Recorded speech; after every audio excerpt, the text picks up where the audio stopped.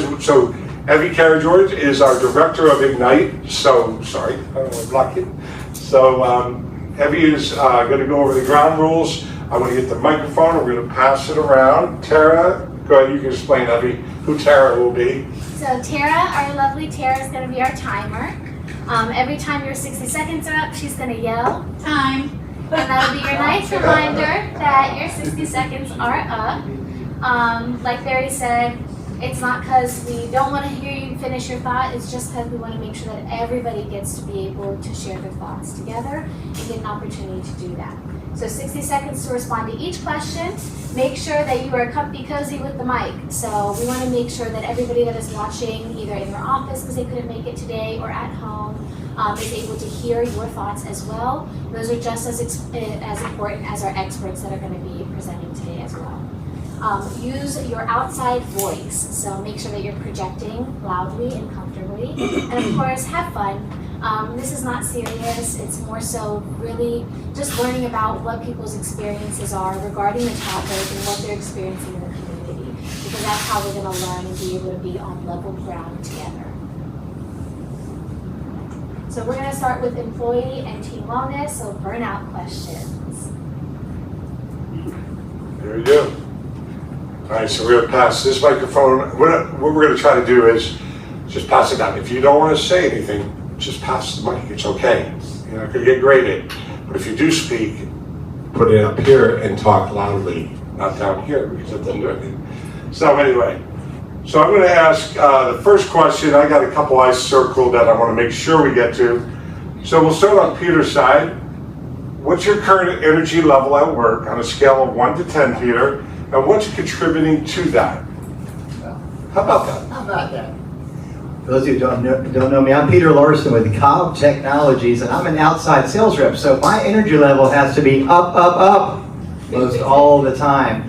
And it is, genuinely, I say probably a 9, because I'm busy with a task. That really helps a lot. I have a goal constantly, and there's pressure to achieve that goal, but not too much from Cobb, and I almost always make the goal.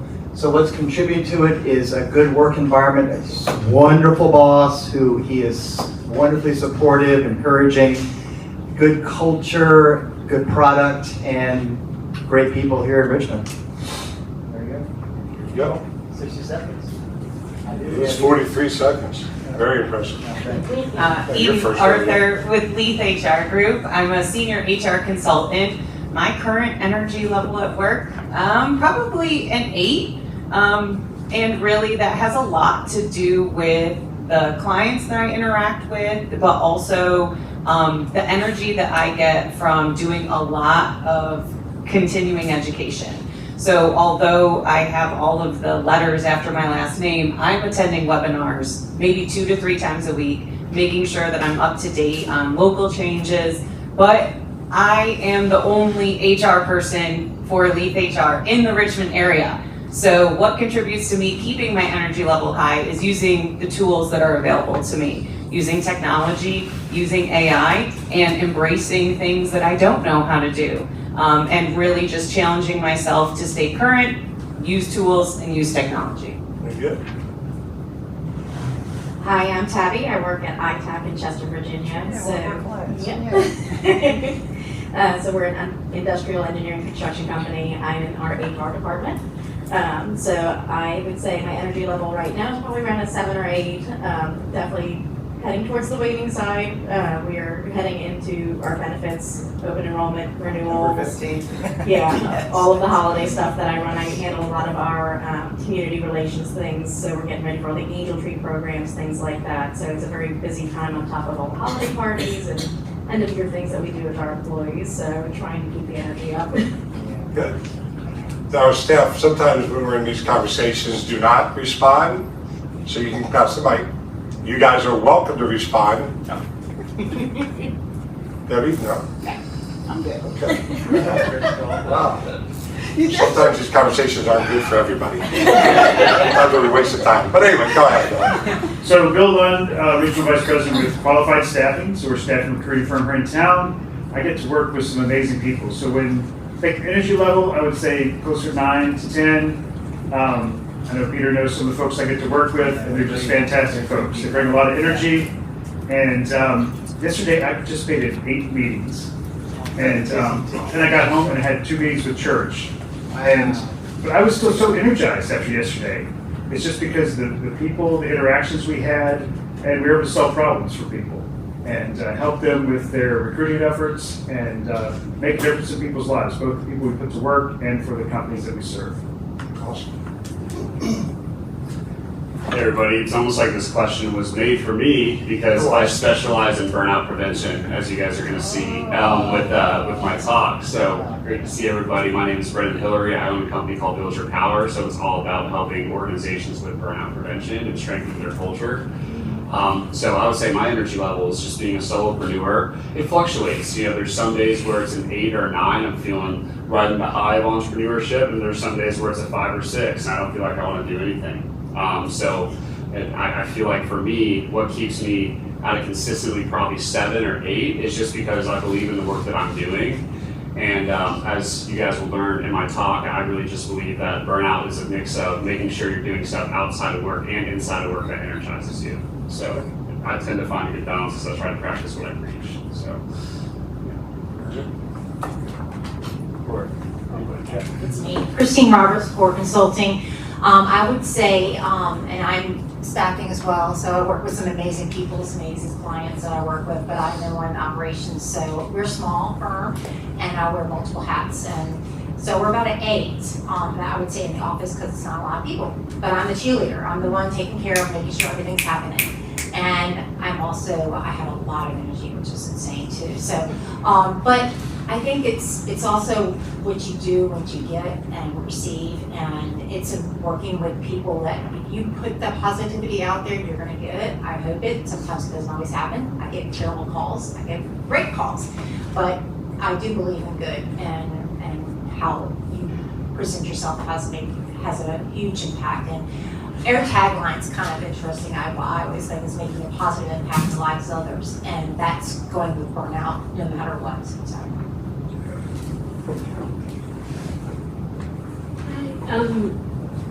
I'm Lydia from Do That For You.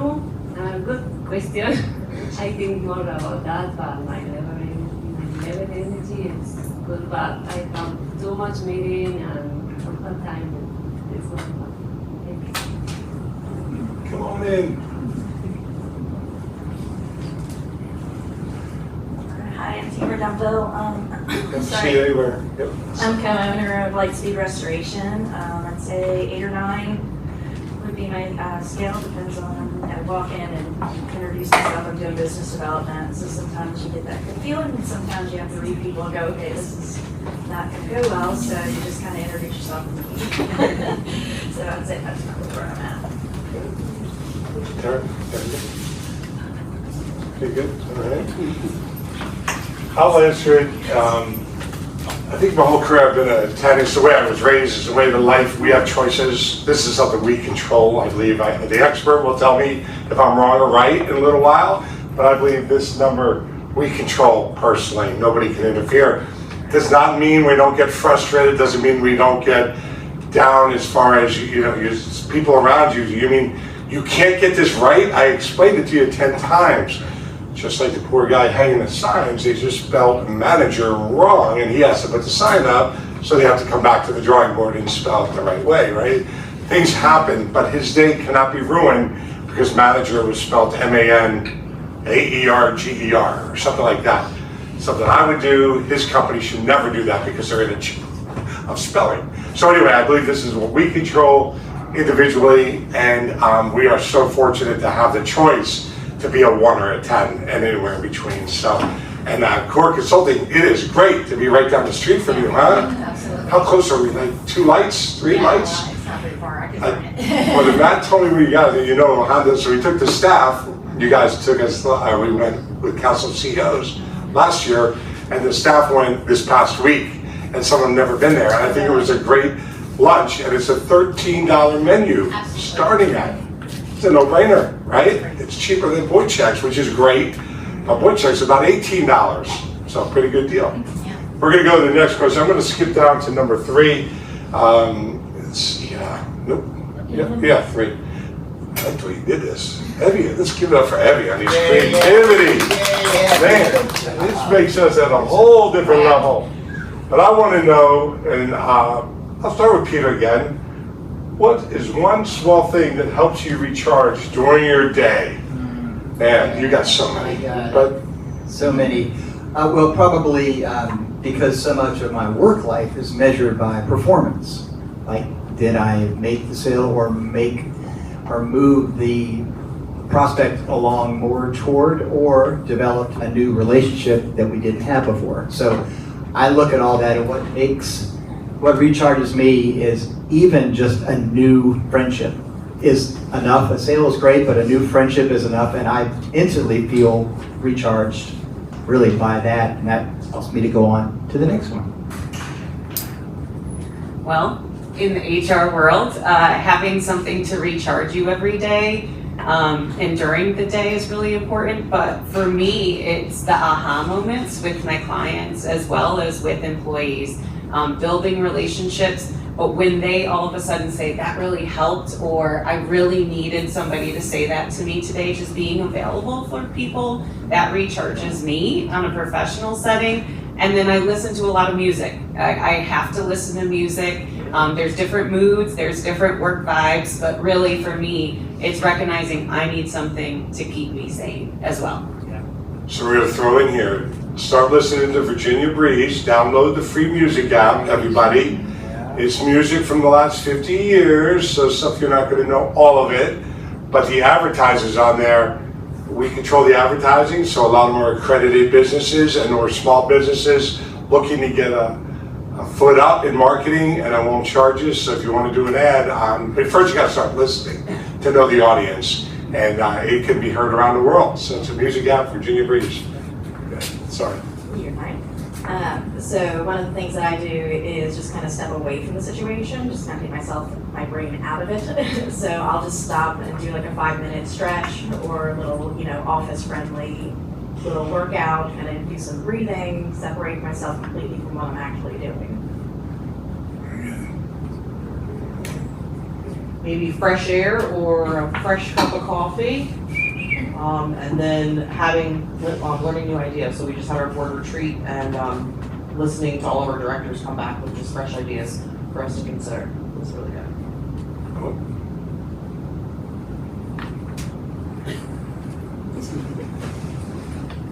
You start advertising your meetings actually on Virginia Breeze. Oh. Do that. Get into business, so I didn't think about it. Oh, thanks. Anyway, that's not up. I like that. I did too. So, a couple small things I do during the day is I listen to a book on the way to work. It just helps me kind of get to the right mindset. And then during the day, I step outside. Our office is located by this pond or lake. It's very beautiful. And so just stepping outside, just for a few minutes, just kind of recharges me. Yeah, similar to Tabitha, for me, I like to step away completely. I've learned over my time that the energy that created the problem isn't the energy that's going to solve the problem. So like the more I force myself to try to figure something out if I'm frustrated, it just doesn't work. So I like to step away, do something I enjoy for a little bit, and then come back to. And usually one of two things happens. It's either I figure out what to do or it resolves itself. So,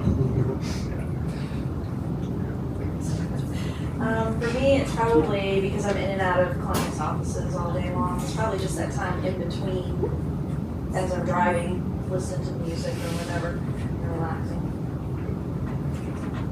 I like you. It's in between either talking to people, dealing with the phone calls or just working on my things I'm dealing with on the computer. I like to take a step back and just kind of have nothing going on and everything quiet and being able to kind of center myself and just kind of take some deep breaths and figure out, okay, let's get this going and kind of be as positive as possible. So. Good morning, everyone. Sorry I was a little late. I'm Heather with Wise Up Coaching and Consulting.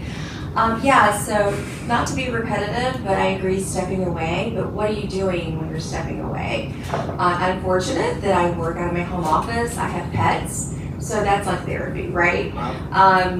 And we know from research, after about 20 minutes, our brain is done. So it's really important to take those intervals because you do come back with fresh ideas. Thank you. Thank you. This is important for my client. I need to stay good and healthy, right? But I think tea. I'm preparing tea, and this moment is reflection and break. Good. I'll answer this one too. I'm a pacer, so I have to get up, like you said, like 20 minutes, so I'll get up, and for me, I have a little bit of ADD, so I have to, with all the things that I do on a daily basis, I'm like, okay, you're hitting a roadblock. So I'll get up and I'll pace around my office real quick, and I'll give myself a little pep talk, and then I'll sit right back down and I'll get back to it. But it's nice knowing that I have a team over here and supervisors that are always helping me and always helping me get over those roadblocks. That helps. Very good. I would say, again, for me, and it's been almost my whole life, God's the center of my life. So it gets hard to get down. That's the center of your life. I'm never the center of my life each and every day.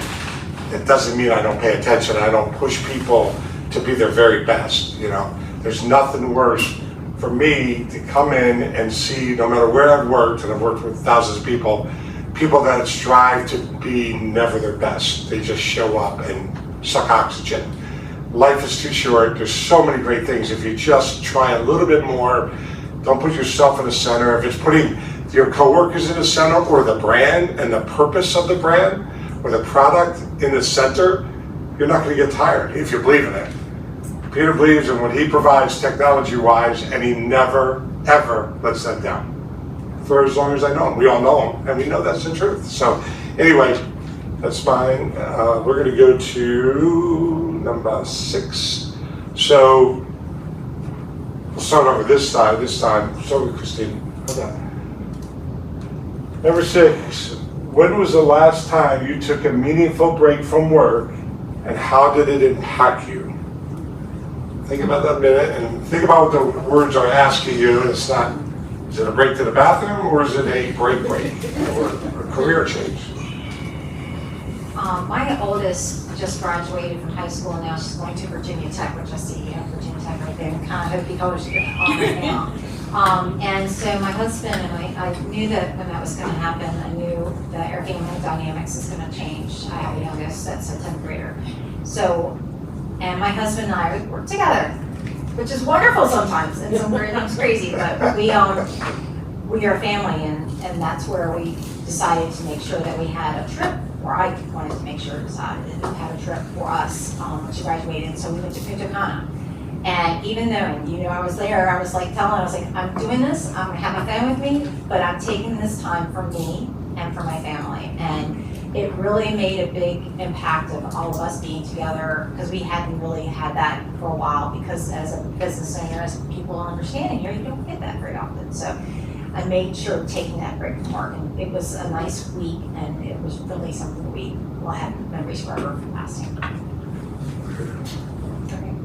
Speaking of Virginia Tech, so one of the things we've built into our schedule this fall is to go to all the home games. So my son is there, and it's honestly a little bit selfish because now he's forced to see us. So yes, I think it's important to kind of build those in if you can, whatever that is that recharges your battery.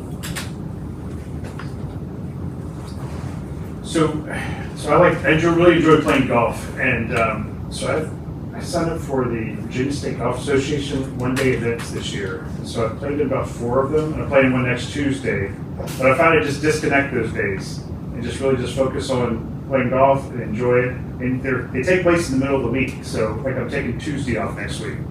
And I found that week I get a little recharge during the week, and it just helps to step away for just one day. Yeah, I'd say for me, there's a huge difference between unplugging and recharging. I think for me, I used to try to step away from work, but I would just do mindless things. I'd scroll my phone, I'd play video games, I'd do something that doesn't necessarily charge my battery. I would just try to distract myself from the stress of the stuff going on throughout the day. So now I try to actively, for me it's community, so connect with, I go to concerts a lot. My girlfriend forces me to do things outside of my business, so that helps. And yeah, overall, I would just say music is probably the biggest outlet for me. I also songwrite and sing and all that good stuff, so that's always fun. I guess the last big break my husband and I took, I just joined the business full time recently, but in February last year, we had a convention in Las Vegas, and we took an extra week and a half and did the Grand Canyon and the Hoover Dam and stuff. Something we've talked about for years, and so we went ahead and took that break. And it's not always easy to take that long break, but we went ahead and did it. Class, we're on this question here. Just got here, so. Yeah, we're on this question. Doing here. Number 8. Do they have the questions? Yeah, number 8. So. All right, good morning. I'm Gladys from Spanish Connection at Campbell Firm, and what we pretty much do, what I'm addicted to is I work out every day, and I love it. And actually, I just not work out my body, but sometimes I chop with some friends, and I like that. But other than that, we take a lot of trips internationally. I mean, we have business out of the country too, so we just got a cow farm, so we own some cows now. So it's fun. And pretty much that's what we're doing different now. Wow. Thank you.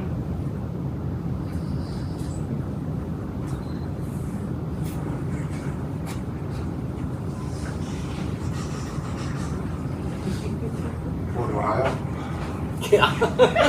That's what I was about to say. For me, it's taking like short trips. I really love visiting town with my family, so I usually take short trips to Ohio to spend time with my niece and my nephew.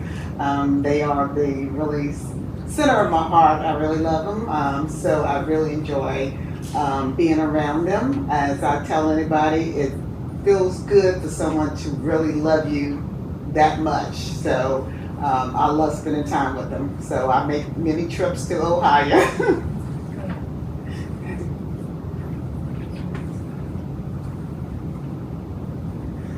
Last meaningful break, it actually came from a sad place, but it was a really meaningful moment. My husband, one of his best friends who was in our wedding, unfortunately passed away and lived in Texas. And of course, the service was in the middle of the week, and I had all the reasons why I should take my laptop.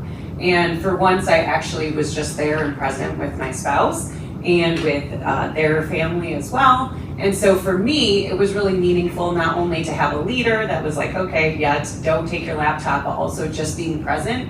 And as much as it was a sad event, filling my spouse's cup really filled my cup by just being present and not really thinking about work. So that's the most recent. But we did take a really fun trip last summer, and we took 10 days off from work and did a Mediterranean cruise and really just got to be a couple. So that's a happier moment, but that was I wanted to call out my recent moment. Well, I work a lot, but I also take a lot of breaks from work. This is an interesting question. I really a lot of thought to it. We go as a family to Nag's Head, the beach, every year. But I've got 8 grandkids, ages 4 to 12, all in Richmond, who I see on a regular basis. So it is no vacation for me, because I'm also known as the Biggie. They call me Biggie. That's their idea. So that's not a break. But what is a break is to this young lady is exercise. I've just since the beginning of the year really got passionate about working out 6 days a week for me. I was off yesterday, just so you're checking. And getting into yoga for the first time in my life. I'm seeing some value as a little beginner in yoga. Very good. So, share with you, when I went to the car dealership world, after 18 years in New Jersey, I came here, and nobody took vacations at the store. And they had 1 week, 2 weeks, 3 weeks, and they were always broke. So they wanted the commission check, their pay, $250 for vacation, not much, you're a commission person. they needed that money and they wanted to still sell. Or they just sat home. I interviewed a guy one time. I asked him, what are you doing your day off? Okay, we work 6 days a week. He worked 5. You have the choice. He actually told me he sits on the couch, watches a movie, and eats potato chips off his stomach. So I want you to remember that story, because that's what's, you might be employing, or that might be who's sitting next to you. Does it make it right or wrong? No, but I always remember that story, and I share it, and he was dead serious. When I came to the dealership, I realized nobody was taking time off. It gets an owner, a business owner, concerned, because banks back decades ago, you had to take 2 weeks. Why 2 weeks? What do you think?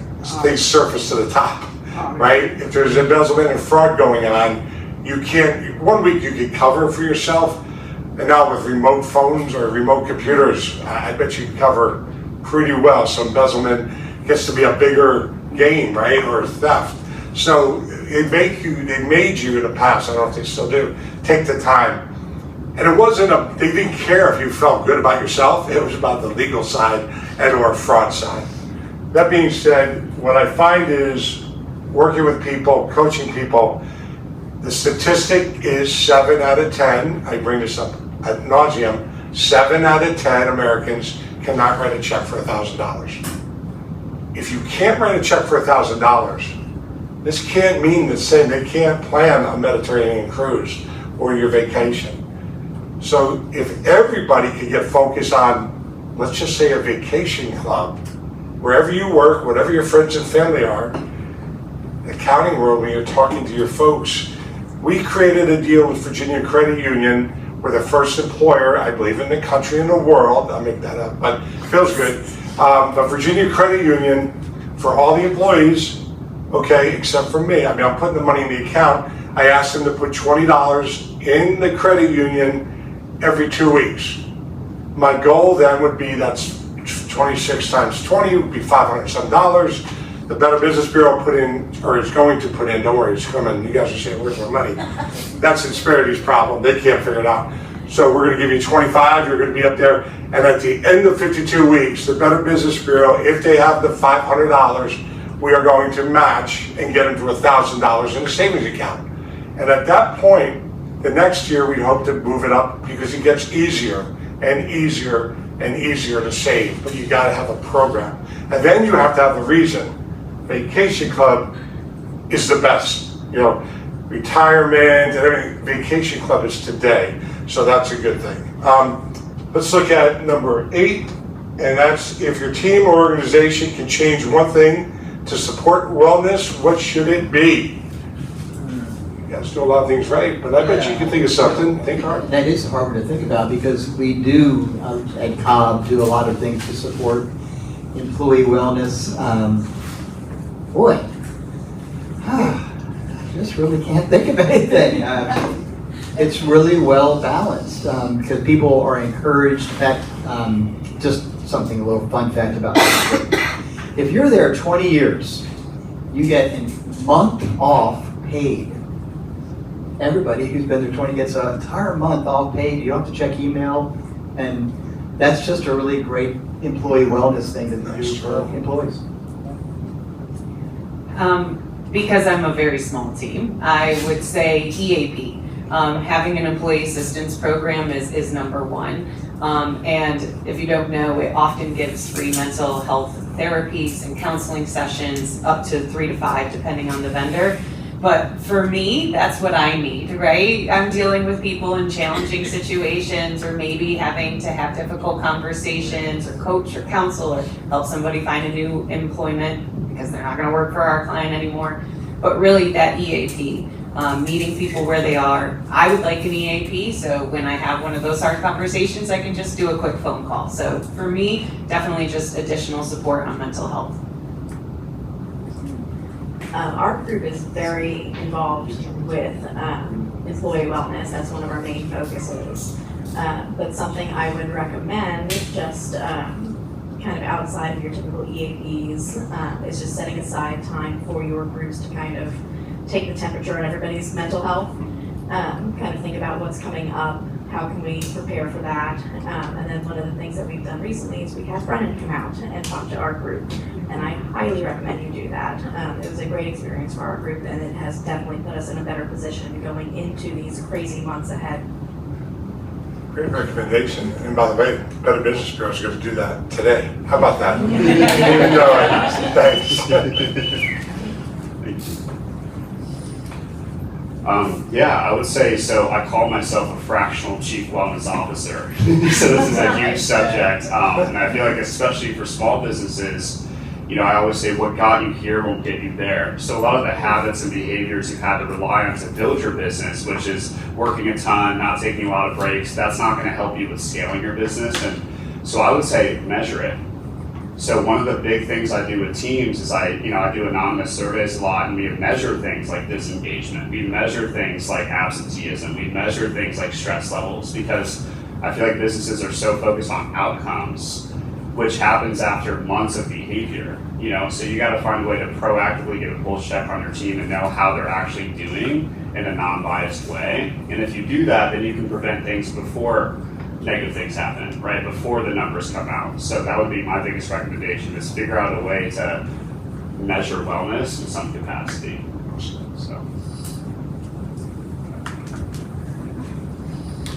So I think we value that the wellness at work a lot. I try to think if there's anything I would change. I like a lot of the things we're doing, right? So we have one-on-ones with all our managers, have one-on-ones with their team, and they're really just a pulse check, right? How are they doing? What motivates them? You know, we learned from a couple of our recruiters that they value time off more than they do bonuses. And so if they hit certain goals, one of the things that we'll do is just let them leave early on Friday.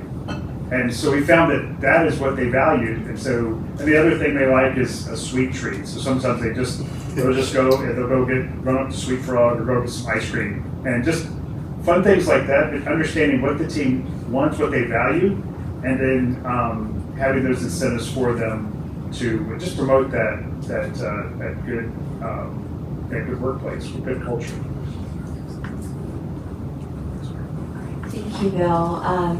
I like what you said about the culture of the organization, and I think that as leaders, you can be the example. So if you're the leader and you're checking your email at 3 a.m. and sending emails at 3 a.m., that's not really sending a healthy message to the workforce. So being the example of what wellness looks like in your organization can help set the culture. I agree with you exactly. I think that it's being able to, know the people and being able to take that first hand being seen as taking the time for yourself, taking the time for your family, if your family members passed, or if there's a kid situation, being able to say, I have to take care of my family and I'm going to do that today. And I make sure that our office is a small team. So encouraging them to make sure if you're not feeling good today, you do not have to come in today. You take the time and it's going to be okay. The world is not going to end. We will take care of everything and we'll be there for you. Also sweet treats and stuff like that. We do that every once in a while, or going out as a group outside the office, because sometimes you're so much in the heat of the things that's going on in the office that you need to get out of there. And so alcohol sometimes plays a factor for it, and sometimes sweet treats play a factor for it. But in the end, it's just having to be there for each other and knowing it's that the work is going to be done and you're going to get through everything.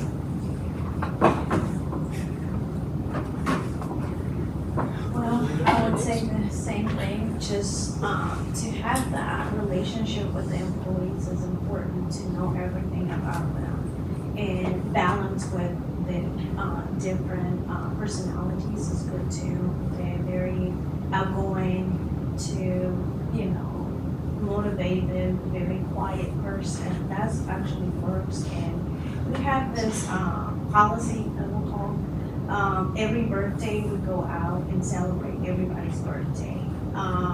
If it's like 3 different birthdays in 1 month, we go for 3 different occasions in different places. So they pick the place and the company pay for their birthday celebration with a cake or something different.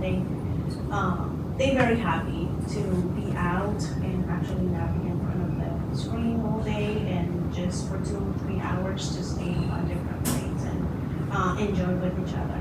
That's what we do. And they love it. Hi, I'm new in my business and don't have team, but I know it's important the coach or counselor or mental health for the team. This is important for motivation for anything. It's important. All right, so we did good on that. So from one of our Spark conversations, some of you were there. I want to encourage you all to know what this number is, right? 988, state pays for it, it's free mental health and suicide prevention. So it's that last moment, if somebody was suicidal, somebody gets in an argument with me and say, Barry, are you serious? Who's going to call? People kill themselves, I imagine, because they're lonely and there's nobody else to talk to or nobody listening. So believe it or not, you share it with 100% of your friends and family, you never know who you're saving. And the mental health crisis is also there. So companies do get involved. Obviously, like you said, with the benefits, we use a company called Disparity. It's a PEO, and I didn't know what it meant. I've been there now 3 years, and they handle our benefits. It's for small, medium-sized corporations, and they offer so many benefits. Like I look at my portal sometimes, and I know employee-wise, we're a small team, that none of us are really using those tools, but they're all there. So you have to be reminded. That's why I want to make sure we cover this question to remind them. My folks that are with me, that if they need something, chances are it's right there. They give you money to, they can give you $5,000 to adopt a kid, right? I mean, it's a big deal. They have a serious commitment to family. So that's who we use. For accredited businesses, I think, and the folks watching, imagine 2,400 companies, if they would hear this conversation. I've never heard of a company doing what Cobb does. It's a great secret, but now it's not, because I'm going to brag about Cobb, because you know the copier I'm paying for, I understand it's making a difference to a good staff, right? A good quality team, repair team, and everything. So I've learned something today. So we had 2,400 accredited businesses, we call them ABs, in the room. That's what this is about, growing companies that are small, struggling, but they don't have time. But tonight, they might go to an event, stay out too late, not go home with their family. Some events they go to will be very productive. You got to decide what's important to you. It's not for me to decide for anybody. So with that, I'm going to let Evie introduce our expert. These are not talking heads. These are not speakers. Old slang talking heads. Some of you know what I'm talking about. Some do not. But I'm going to let her introduce the expert. The expert will talk 15 to 18 to 20 minutes and then ask questions or feedback. All right? So thank you. I'll turn this off so you'll hear what I say. Can you all hear me? Perfect. So I'll go ahead and introduce Brennan. Brennan has actually been an expert for one of our Spark conversations before. And I met him, he came in and did a podcast. So I don't know if you guys saw our lovely new podcast studio when you walked in. Thank you, I know. When I came back for my meaningful vacation. And I saw that and I was really excited because now everybody gets to interact with the podcast studio when they walk in, when they see it. And it's a lot more inviting now because it's front and center. And it's something that we care about a lot, especially at BBB, but also through the Ignite program, because it gives our businesses, community leaders, and consumers to be able to come in and tell their story. So that's really important for us here. And I have 2 new podcasters that are going to be helping me out. Paris and Tim, if you follow us on social media, I'll have the QR code up at the end. You'll be able to see their ads are up, so you'll get to know them a little bit too. And they're my happy helpers. But Brennan, he came in and he did a podcast, and I talked to him real quick, and I got to meet him again through phone call and email. And I learned more about what he did, and I edited his podcast that he did, and I was like, oh, this is actually really great, you know, because I feel like in the workforce we're making this transition where we're actually talking about the things that are affecting us, both inside of work and outside of work, because whether or not we like to admit it, both are a domino effect. If I have something going on at home, I know we say leave it at the door, but sometimes it comes with us at work, sometimes it's lingering in our minds, or sometimes what's going on at work, I'm not leaving it at the door when I go home. And so those types of things, being able to find that work-life balance. Work-life balance does not mean you don't work anymore and you focus on what's going on at home. It means handling work and handling life at the same time and finding that balance in between. And Brennan is wonderful at doing that. So Tabby, you took his advice and your team did, and that's wonderful. We're gonna take his advice, I know what he does, but I'm excited to do it as a team today. So I'll go ahead and call Brennan up and we'll get his PowerPoint set up and he's gonna talk to you guys, all right?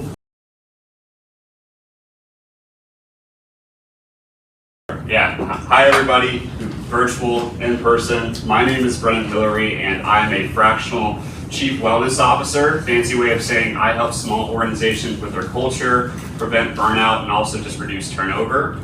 And yeah, I'm really excited today. Today I want to talk about the burnout cycle and what that really looks like. It's going to be more on an individual level and also at an organizational level. Real quick, I like to frame this up first by saying there's typically 3 kinds of people that I see when I do a presentation like this.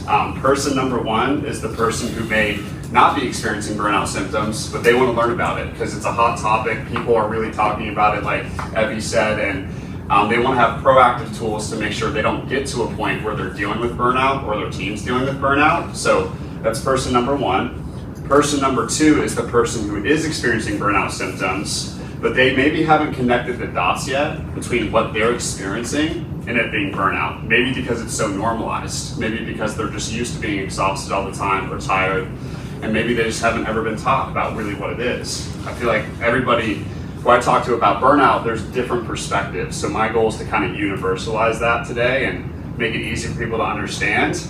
And then person number 3 is the person who is experiencing burnout symptoms. They know they're experiencing burnout symptoms, but maybe their perspective of why isn't necessarily 100% accurate, just because typically what the root cause of something is not how it shows up. So my goal is to help you guys identify what is the actual root cause of burnout, because if you're going into the workforce, if you're looking to do a career transition, if you don't address burnout from within, then you're gonna just burn out again, whatever new job you go to. It's not just about your external world, it's not just about your environment, it's also about your internal patterns of behavior. So to start this off, I want to talk about what burnout isn't, just to kind of demystify some myths about it. So burnout isn't just being tired. Question for you guys, how many of you have had 8 hours of sleep but still woke up feeling exhausted? So if burnout just came from not getting enough sleep, then we would all just feel better, right? So burnout's not just about being physically tired. I call it feeling soul tired. It's no matter what you're doing for yourself, you're drinking all the water, you're drinking all the protein shakes, talking about my personal experience here, you're taking all the vitamins, you still feel exhausted consistently. You do things and you feel like your life force is almost being drained from you. That's not just tired, that's feeling drained, right? 2 is burnout isn't fixed with a vacation. So how many people have ever taken a vacation or haven't been at work, but then mentally they were still at work?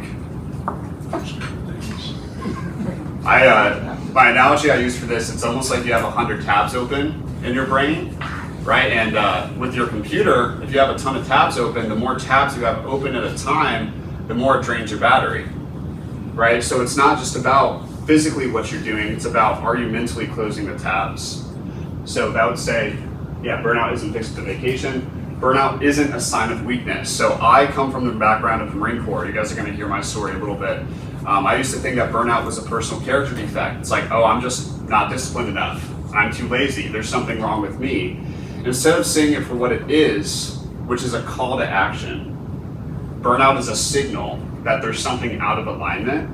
And we're gonna talk more about that. So it's not a sign of weakness. And it's not just about long hours. How many people here have had a super long day, but you felt satisfied and you felt energized still at the end of it? How many people have had a day where maybe you had just as much stuff to do, but you felt frustrated and you felt drained and you felt like you didn't get anything done? So it's not just about the things you're doing, right? Because if it was, then it would just be determined out if I work 8 hours, I'm tired. If I work 6, I'm not, right? So it's not just about the time, it's about other factors too. Burnout isn't only an individual issue. So a lot of times, as I'm talking to leaders in the room here, a lot of us feel this pressure to take care of things on our own and to be the one who handles everything. And what we're doing when we feel that way unconsciously is we're sending a signal to our team that they actually can't rely on others either, right? So what happens is we think burnout just affects us, but a fire spreads.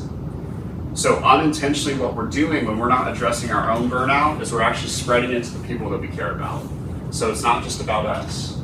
And then burnout is not inevitable. I work with a lot of high pressure industries, so professional service businesses specifically. And what I see is we think that it's always the client first. And that's not true. But that's just kind of the narrative that we've bought into. And that's also why there's so many people who work in healthcare or work in nonprofit organizations or work in law firms, right? These service-based businesses, that's why so many people are tired. And the reason why I do the work that I do today is not because I learned it in a textbook. It's not because I learned it at school. It's because I have a personal experience with burnout. And I think it's really important every time I do a talk that you guys learn my story a little bit. So I'm gonna make the Cliff Note version. So if I'm rushing a little bit, that's why. And I'm gonna set the tone and just say, like, I'm a really vulnerable person. So I'm gonna give you guys the full story of why I do what I do. And we'll start basically when I was born. I'm just kidding. We're not gonna start that early. I did grow up struggling between different households just because I had parents that were divorced. So the household over here was the super strict parents that watched my every move. And then household over here was the parents that essentially let me do whatever I wanted. So from a young age, what I learned was I have to change who I am to earn love from people. So how did that show up in my adult life and as a kid? As people pleasing. I would say yes to everybody. And I felt like that my worth was tied to what can I do for other people? And I didn't realize that that was adopted at such a young age. And as I was growing up, I struggled a lot with bullying. I struggled a lot with anxiety issues, low self-esteem, things like that. However, when I was 15 years old, I started to build some self-worth just because I started to be a part of my community. I started doing sports. And it was interesting because I was running track practice and I was doing wrestling. I was having some really weird symptoms when I was doing sports. And symptom number 1 was I couldn't breathe through my nose for a good 6 months. So after about week 2, you can kind of rule out the common cold as the reason why that was happening. And then symptom number 2 was I was always tired. It didn't matter how much sleep I got, it didn't matter what I did for myself, I was just always exhausted. And so I had this gut feeling when I was 15 years old that something was wrong. So I ended up going to the doctor. I ended up getting a CT scan just to make sure that everything was okay. And I'll never forget the look of the doctor's face when he came in and told me the results. He looked me in the eye and he said, "Brennan, I'm so sorry. You have a mass the size of a grapefruit in your face. And you have to be admitted to St. Jude right now." So there I was, 15 years old. My biggest worry before he said that was, does this girl in class like me back? Right, I went from that to not really knowing if I was gonna survive. So I spent 2 years, 30 plus hospital visits, 10 plus surgeries, a less than 20% chance of survival, dealing with this tumor. And throughout this time frame, I also was being prescribed pain medication. And I didn't realize at the time that pain medication was not just suppressing my physical pain, it was also suppressing my emotional pain. So physically, I miraculously recovered at 17 years old, had a great doctor that was able to get the full tumor out. However, emotionally, I was still really struggling. And so in order for me to people please, to be the person that everybody else expected me to be, to go back to being a normal kid, as people would tell me I should be, I started taking pain medication to cope. And that sent me on a journey of rehab. So I spent 89 days inpatient when I was 17 years old. And I remember in rehab, that's when I started to make the decision in my mind. I was like, I don't want to feel this powerless ever again. I was powerless to being bullied. I was powerless to my parents' situation. I was powerless to my tumor. So I was like, I got to start achieving stuff. I got to become the high achiever. So what ended up happening is I started to overcompensate for my lack of self-worth. So I started to chase success. And so when I was 19 years old, naturally, doctors told me I could never work out again. So I did the most extreme thing I could think of, which is joining the Marine Corps. So I did that when I was 19 years old.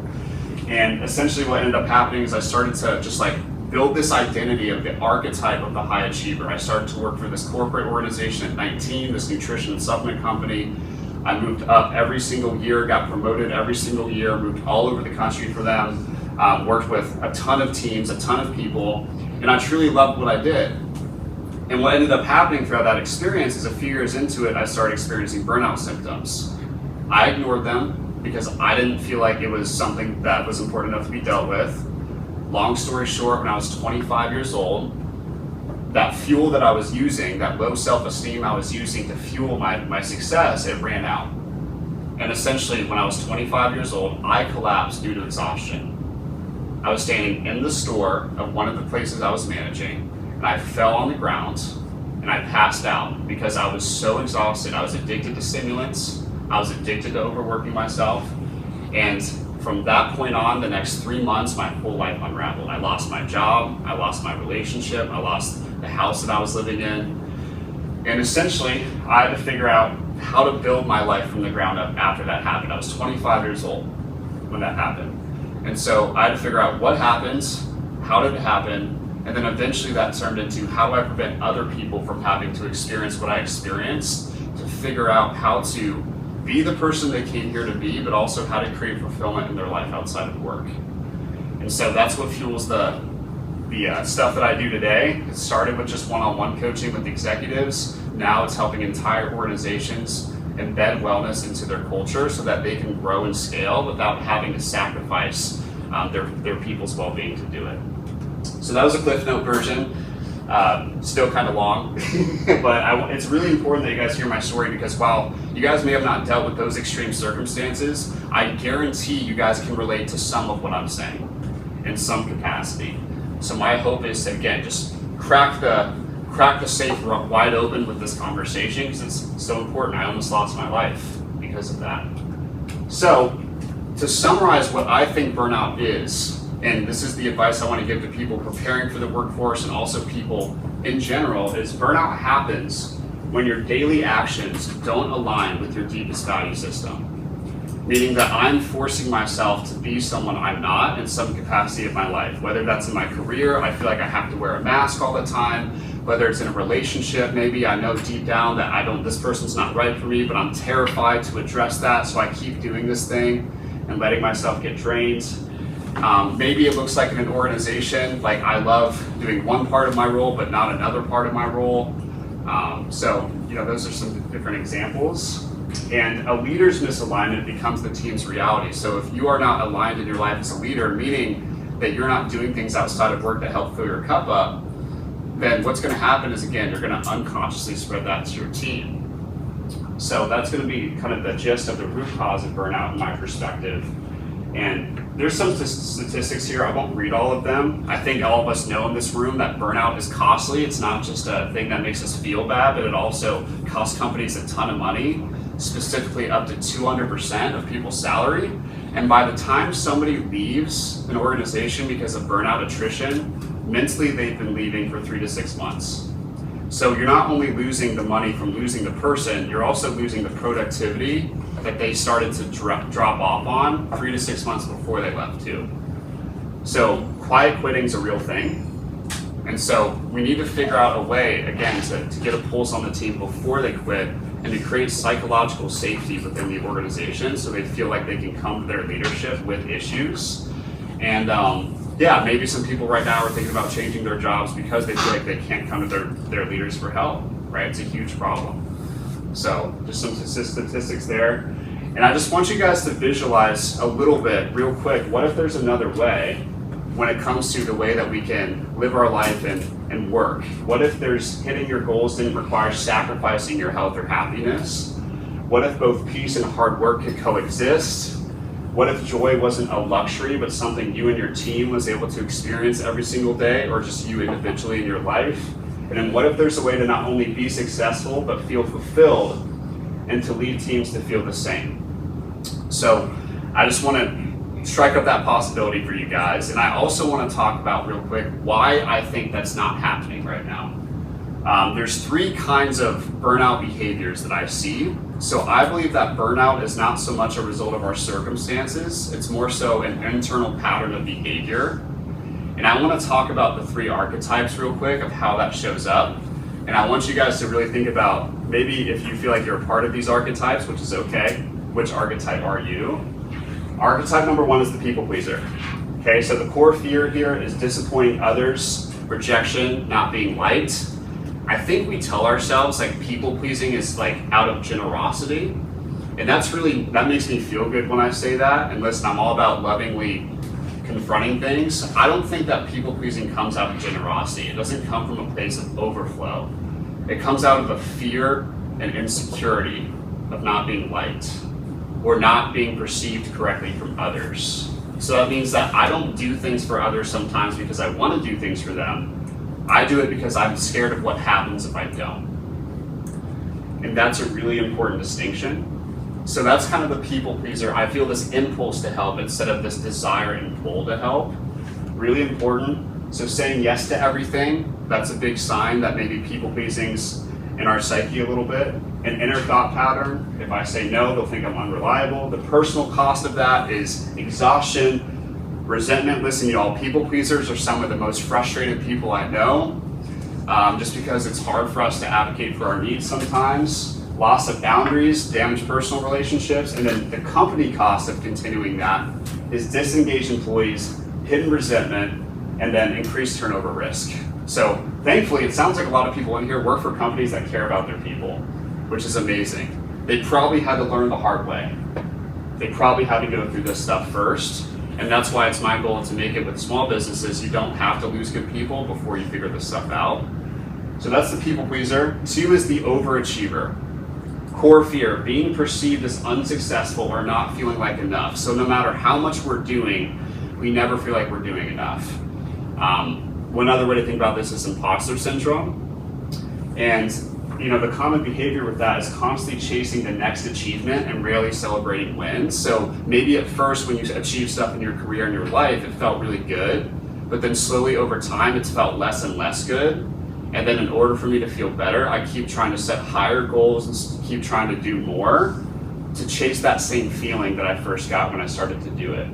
It's very similar to addiction, right? And if you find yourself, no matter what you achieve externally, you still feel kind of bad internally, it's because it's not about the stuff you're doing. It's about, are you doing things that actually matter to you? Which is really important. Inner thought pattern, who am I if I'm not achieving? I know for me that was really relevant. What's the personal cost of continuing to do that?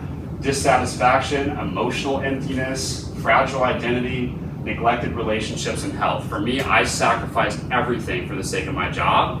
And so literally, like by the time I was done with my career, I had no relationships to show for it. And that's why me and my girlfriend broke up, was because I never paid any attention to her, and it was terrible. Company costs, no work-life balance, poor collaboration, turnover of high performers, and lower morale. So last one, this was probably my core one, is the avoider. So the core fear, facing deeper emotions, uncomfortable truths, or internal emptiness. Avoidant behavior looks like avoiding stillness, filling my time with busy work so I feel uncomfortable with like open space. If I have time off, I feel guilty. That's a really big common pattern there.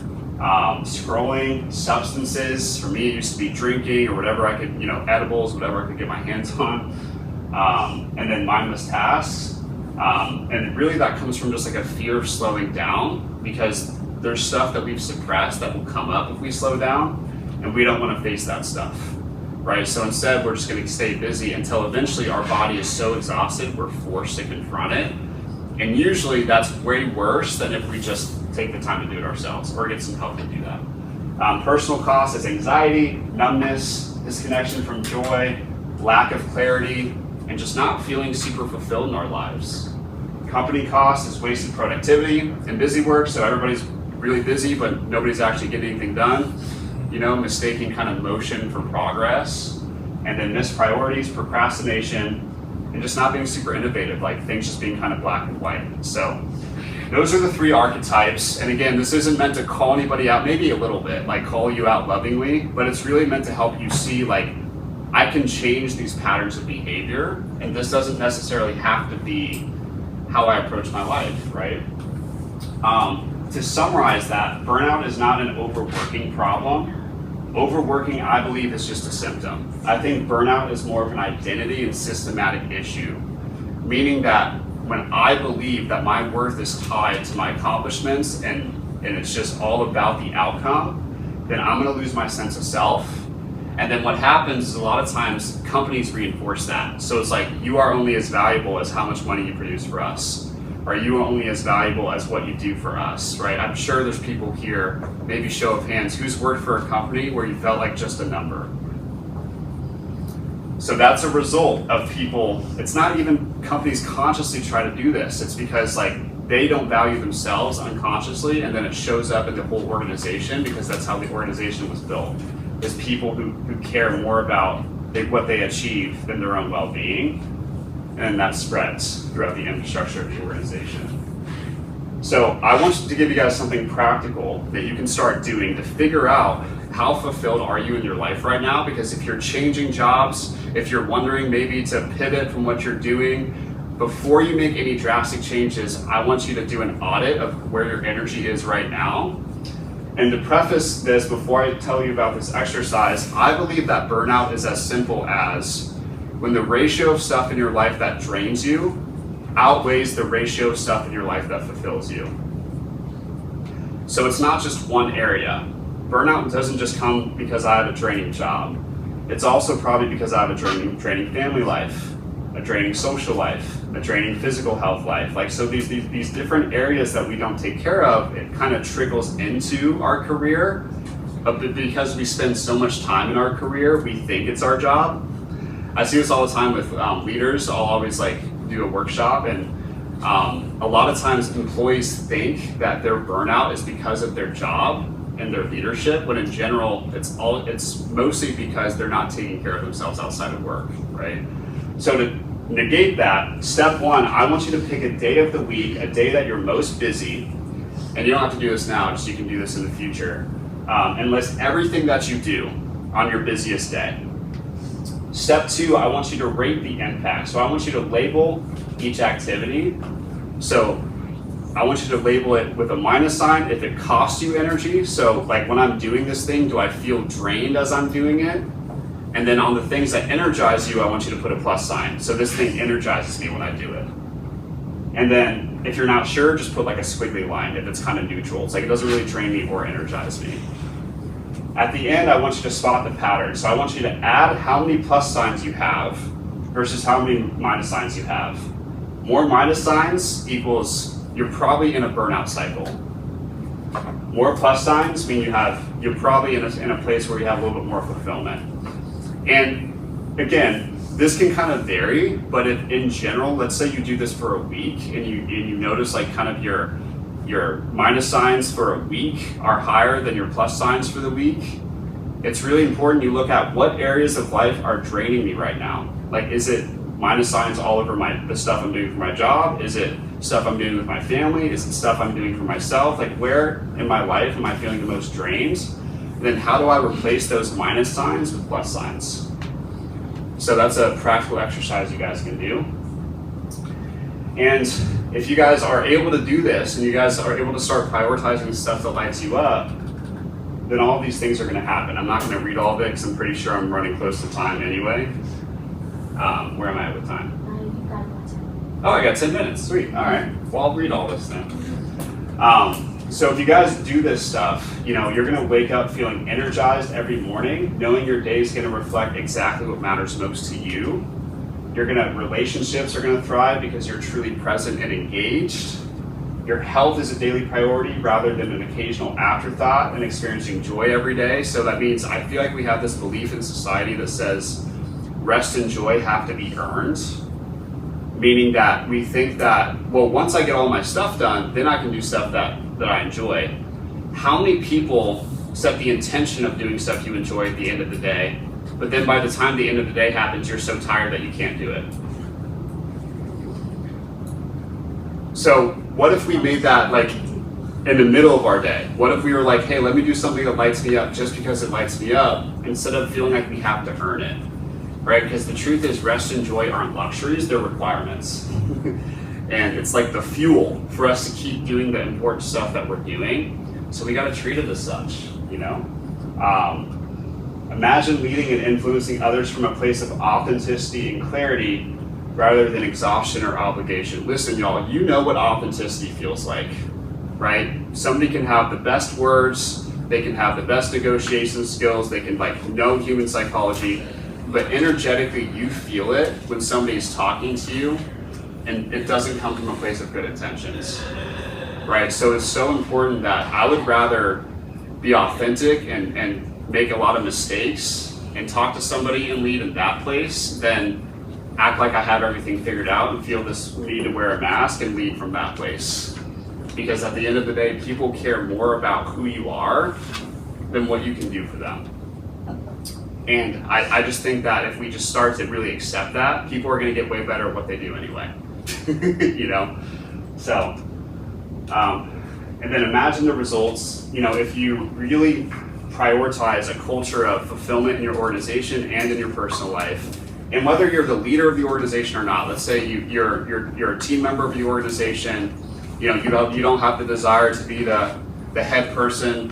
Either way, if you allow fulfillment to be a priority in your life, you're going to naturally spread that to other people.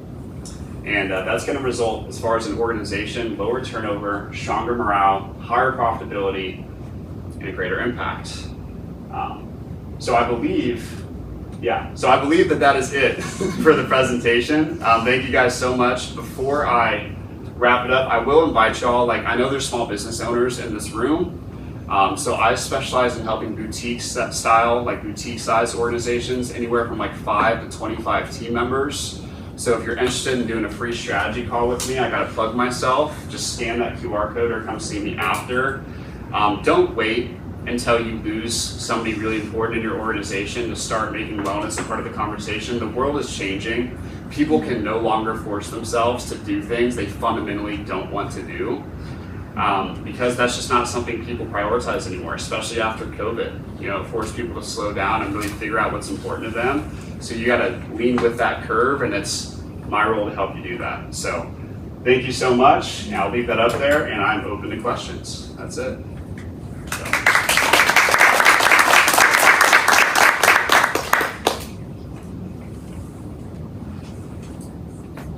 I know I talked a lot. That's what I was supposed to do. Yes? Thank you so much. That was great. So I coached people before COVID, during COVID, and after COVID, really for 20 years. And so I'm kind of curious what you think about the overlap between like what we do as coaches and psychologists, because we really are talking about mental health. Yeah. So from your coaching perspective, when do you say you probably should be talking to a therapist? That's a great question. So those of you on virtual, what Heather asked is, what's the difference between coaching and therapy? Essentially, like how do you know when it's better for somebody to see a therapist versus when it's better to see a coach? The way I perceive it is therapy is really focused on helping you uncover why. So it's helping you uncover more about yourself, it's helping you raise your awareness, it's helping you kind of understand like why you are the way you are in a lot of different ways. And then therapy is basically inviting you with insights of how to like change behavior. But it's not necessarily focused on like a future vision or a future goal. It's not necessarily super forward focused, it's more so focused on helping you understand.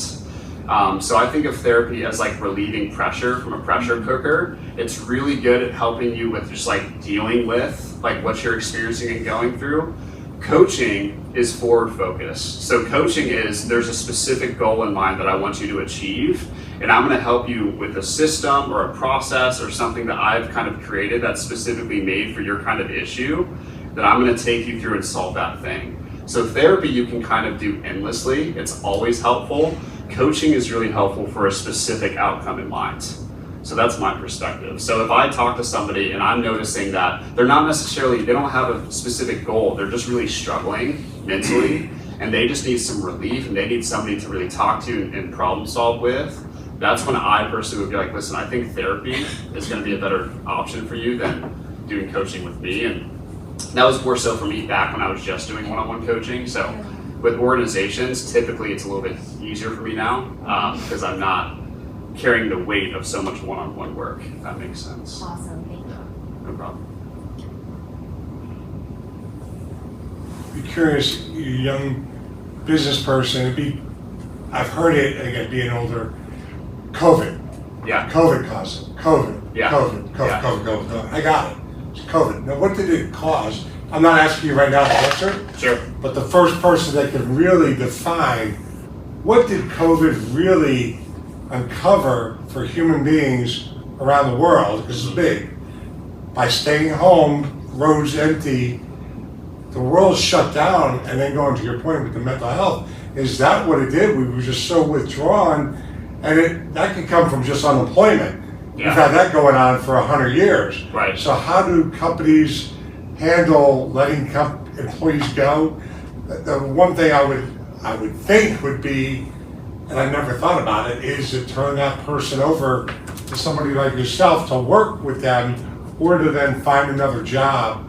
But they're leaving an emotional part, whether they fired or quit, or lack of performance, or budget cuts. They go into this cycle of 3, 4, 5 months to redefine themselves. Yeah. So similar to COVID, it's very much the same thing. Yeah. I happen to be unemployed at COVID, so really didn't bother me as much. So I really can't relate. I'm not trying not to understand COVID, No, you're fine. but I'm trying to say, I had to deal with unemployment, right? And that was a whole different thing, ego, career-wise, everything. My life was uprooted, and then 12 days later, COVID happened. Yeah. So I struggle with that, and I would love somebody, and I think it could be you, Yeah. and it's not today, but I'm not challenging you. I'm just suggesting maybe do it that way, or yourself, and everybody and then the career counselors or placement companies, everything that you guys do in this room would be interesting what you came up with. And I'll talk on that right now because I've spent a lot of time thinking about this. I think all COVID did was make an issue that was already there way more apparent to people. And the issue was, so I always say the opposite of burnout is connection. And what I mean by that is there's a lot of people who are living lives that they actually didn't want to live because of the way they were brought up, with the way their parents told them they should live their life, or society tells them they should live their life. I mean, I grew up, my parents told me, like, hey, like, you gotta go to school, you gotta go to college, you gotta get married, you have to have a stable job, and that's it. Like, that's the only path to happiness and fulfillment. And if you don't do that, and if you're doing that and you feel unhappy, that's your fault. Like, there's something wrong with you. And that was the narrative I grew up in. And I think a lot of people, all COVID really did, in my perspective, it just made it so people slowed down long enough where stuff started to come to the surface of like, hey, like, what I'm doing is not actually what I want to do. Like, my value system is different than the stuff that I'm actually doing. And that's been the shift in my perspective. It's like people just had some more time to reflect, and like they had a break a little bit from like kind of the hustle and grind culture long enough to really start learning more about themselves. And now what happened is people are seeing it's not as black and white as we've made it seem. Like, that's not the only path of fulfillment and happiness, which is like, yeah, you go to school, you go to college, you get married, and you retire, right? That's not the only way, and I think that's what it really unlocked for people. And I think our society is still catching up to like providing people with the resources to go in different paths in different ways. So I think I think employers right now are still dealing with the aftermath of that, because the way that they were set up before is to fulfill that same path that we were told that we should fully accept, right? So I think now we're just figuring out it's way more multidimensional. Yeah. That's my perspective. Well, follow-up would be, and we had last week a conversation, and it isn't political. It comes down to the right to work state and where we're going to be. And a number of you in this room deal with employees, deal with mental health, coaching, whatever. Nonprofit, represent 2,400 small companies. after an election in this state, we're not a right to work, we're a right to work state, a lot of people don't even know what it means. So then the things we talked about is some of the questions before, what we like. So you're my manager, you're my business owner, and I'm with 5 other employees. We are now going to be segregated. It just is. I came out of New Jersey, I understand how it works. It's good for some people, but the reality almost is a trauma if it goes that way. If we go that way, employees, small businesses are going to contract, and it's almost going to be like the days of COVID of loneliness, because the things we like to do, somebody said to go to breakfast or go to get, what'd you say, Bill, where you get ice cream from Sweet Frog or whatever, you're not going to do that. The union's not going to say you can do that. You cannot do that. So anyway, we've got some things that are on the near term that, again, I keep saying elections have consequences, and the mental health is going to go with that. Yeah. We just moved into, you can read it in the paper, it's going to get big. Goodson County, West Creek, they want to now put, 12 days ago, they announced to a bunch of retired people, 55 plus, that just spent their life savings moving into Shangri-La, to now have 100 feet to 200 feet away, a data center with SRMs, which is nuclear. And so people emotionally and fear, we're off the charts right now. Yeah. And you'll start seeing the media starting to pick it up now. So it's uprising. So anyway, thank you. We got a lot of business work out there for all of us that are wanting to help companies and employees grow and be their best. Any other questions or comments or open book? I know it's like kind of a deeper topic, and I do that on purpose because I feel like, you know, it's just so important to talk about. So thank you guys for bearing with me here.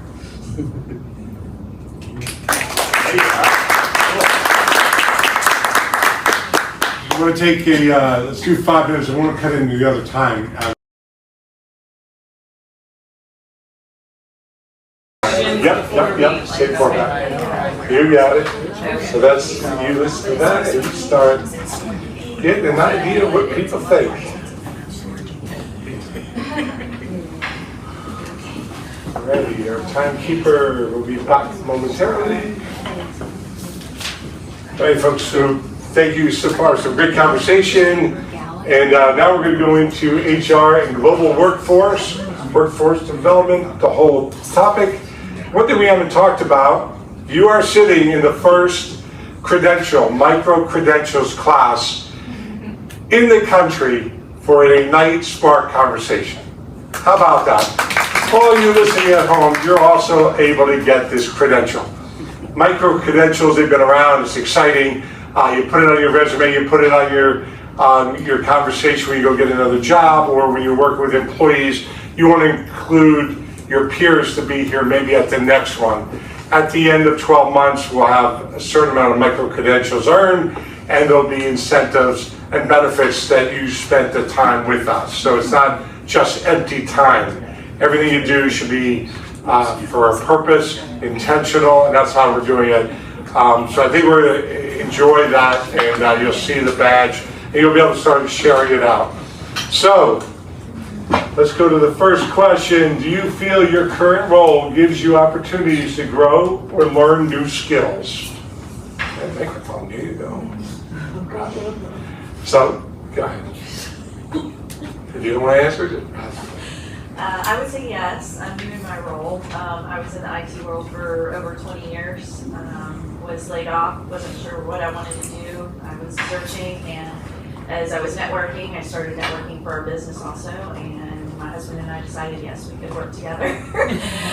So we went ahead and pulled me on board. So now we're actually working together as a team for the business rather than him just running it and me in the background. So yeah, say yes. Awesome. Yeah, I'm constantly having to learn new things that I've realized I'm not confident in with building a business. So I would say it's not only, I don't really feel like I have the luxury to do it. I feel like it's something that's required of me. So yeah, I would say that's.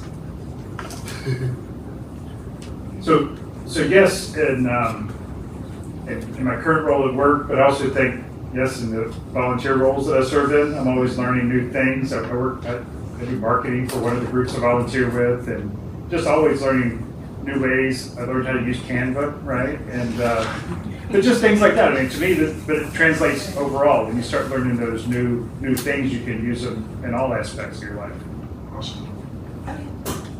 Absolutely. I think all of us here, what I would call continuous learners, we made time to come out this morning. So, yeah, I think a lot like Brennan and the rest of you, it's so essential to be a continual learner. And AI is something that I think all of us are worried about and trying to figure out. So I think that's going to be the biggest growth area for me personally.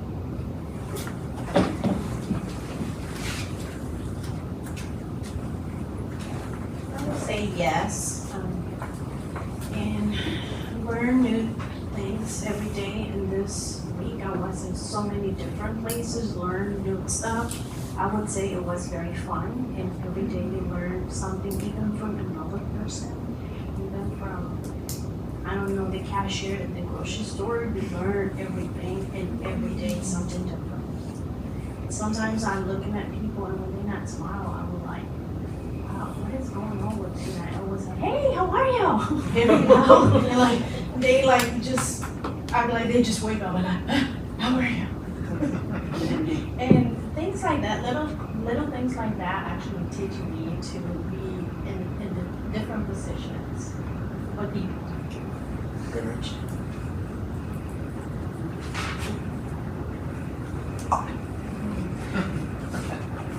Peter? Well, the answer is yes. And something that I'm expanding my role is I want to be more of an influencer. At my age, but I really do, to be more of a social media influencer in certain realms. And one thing that I have learned, a new skill, as I was telling Evie, is I've learned how to ride an electric unicycle. Not a one wheel, this is an electric unicycle. So I learned that, and I ride a lot. I have about 800 miles in the last 7 months of riding, and I ride it all over, and it is developing a skill. So that's something new.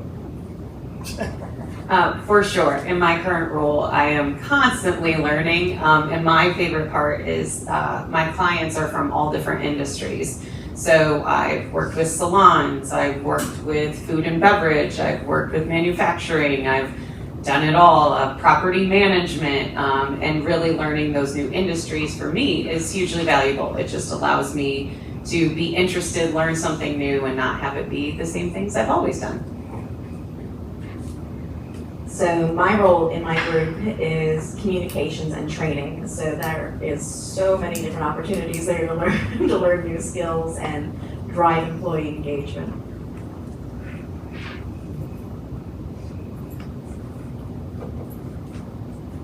So I've worked for B2B for a very long time, and I always say that you learn something new every day. There's never the same situation twice. There's always room to learn and grow from consumers, from the trainings that we have available with AI coming up. You know, it's always evolving and changing. So. Awesome. If you want to keep the mic, or if any of you guys want to answer. Number 2, what's one skill you think will be essential to stay competitive in the next 5 or 10 years? This is going to be interesting. I'm excited to hear the answers.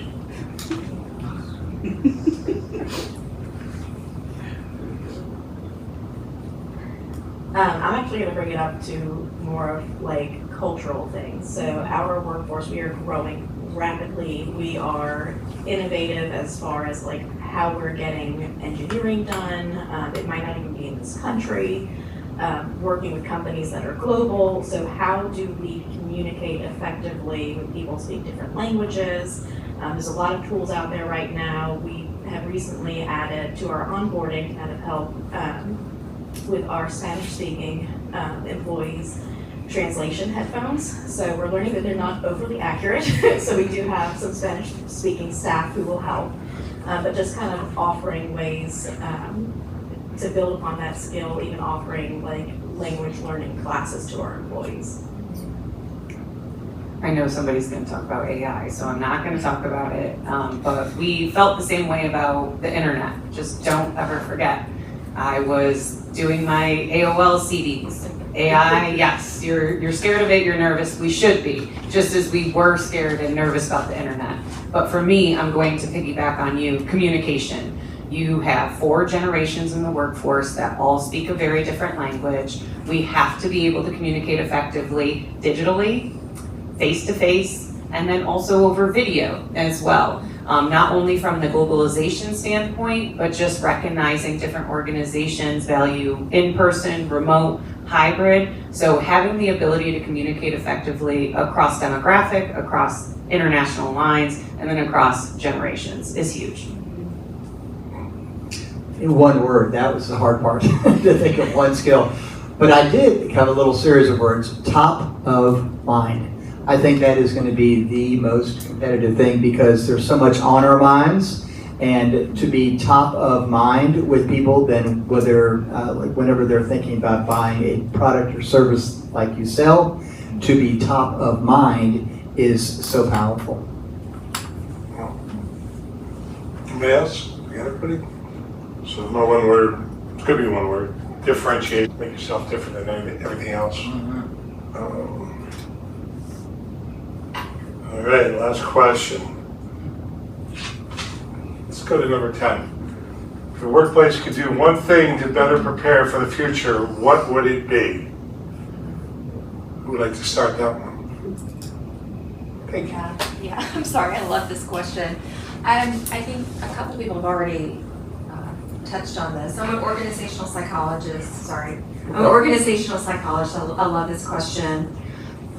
So it really starts with listening and active listening. And there is a difference. And if you are a good listener, and of course following up on what you've heard, just after coaching leaders for 20 years, it really does go back to communication often.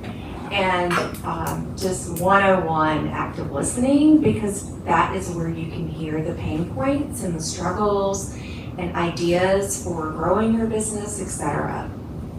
Awesome. Thoughts? Okay. In my mind, it's always like being on top with your product or whatever you sell, service or anything. Always trying to be better and study your competition always, and trying to, because with competition is actually better the product, the service. And I would say that is my main, focus all the time, trying to be a better product, service, or be up there, like on top, so we can serve better to the clients and to the buyers, I would say.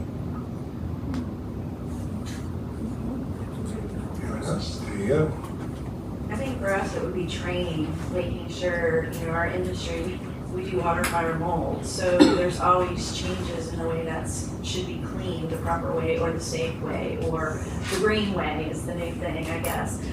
Trying to make sure you're using the proper things that won't harm people or pets in their homes, and staying up with that, but also making sure that our employees are trained in that also.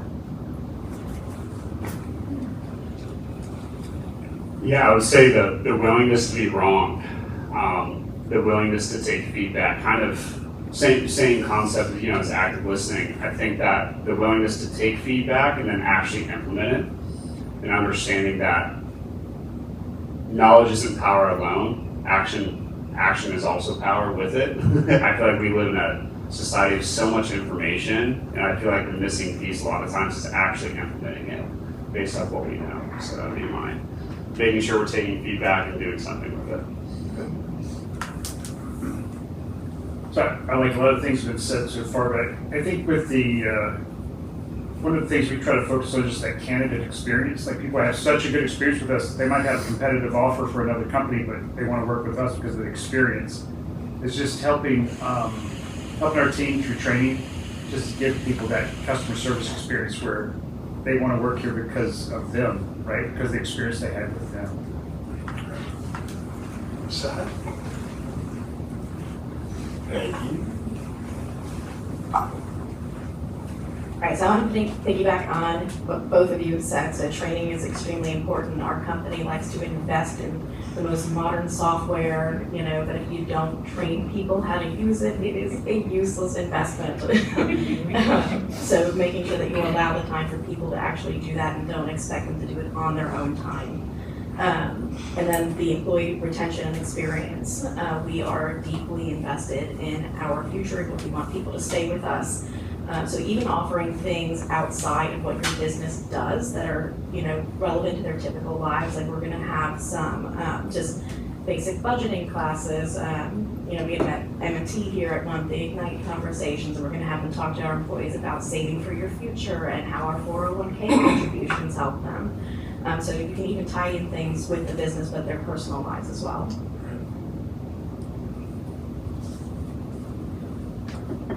This is what I'm going to be talking about, so.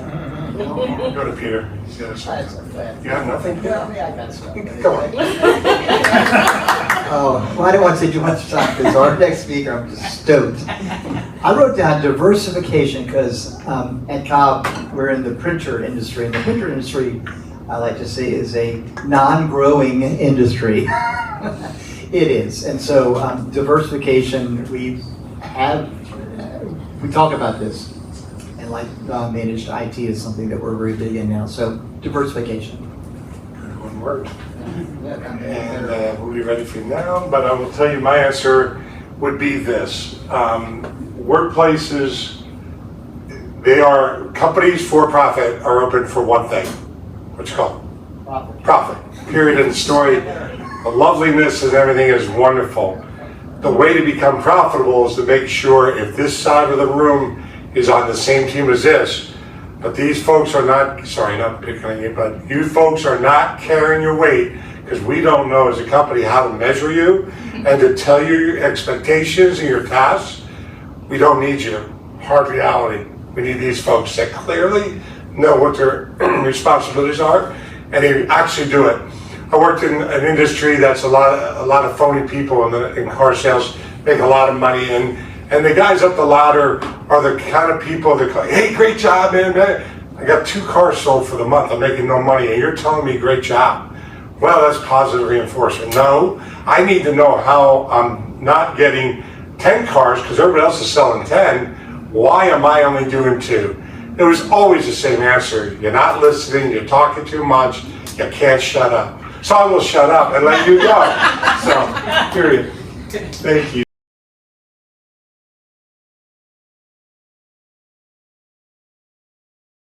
Yours. Awesome, thank you. I'm not used to talking with a microphone in my hand, so I'm going to try my best. Do you want the little berries there instead? No, I'm good. I'll just use one hand. Just keep it up real close so they can hear you. Okay. So I'm Eden Arthur. Like I already said, I work for Leaf HR Group. I'm a senior HR consultant. But my experience, I have over 20 years of experience in human resources and training. I have worked at nonprofits. I've worked for large corporations. I've worked in hospitals. I've worked in clinical research. But my favorite thing about what I do is to make HR seem A, less scary, B, use HR to actually be a strategic engine for an organization, and C, to make employees want to come to work.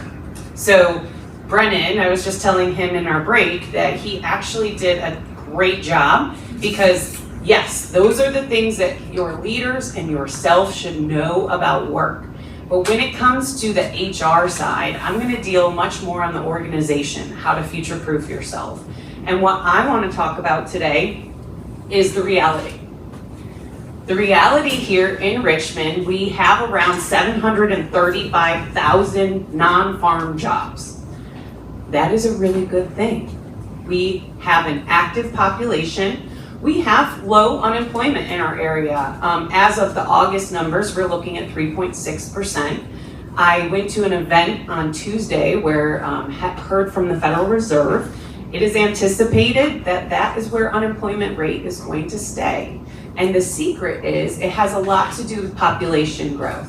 So when people are unemployed, if the population is also shrinking, as we see from not only immigration, but just a lower birth rate, that's why you see that unemployment stay kind of low. So just an element there. We recognize that with low unemployment, that means there's not a lot of job seekers out there. But guess what? There's a lot of job seekers out there. So we need to find out how we capture that talent and how we get that talent to work for us. By 2030, which this is petrifying for me to say out loud because I was like, oh, 2030, we got tons of time to like turn this car around. It's 2025, y'all, and it is September. So that means that globally, there are going to be 85 million unfilled jobs. And of the organizations that are hoping to be in business by 2030, 87% say that they have skill shortages. So what are we doing? How do we move the needle? Well, number one, I think about being an employer as much as I think about being a client. And what I mean by that is we're out trying to get people, yep, you want to hire Leaf HR Group, right?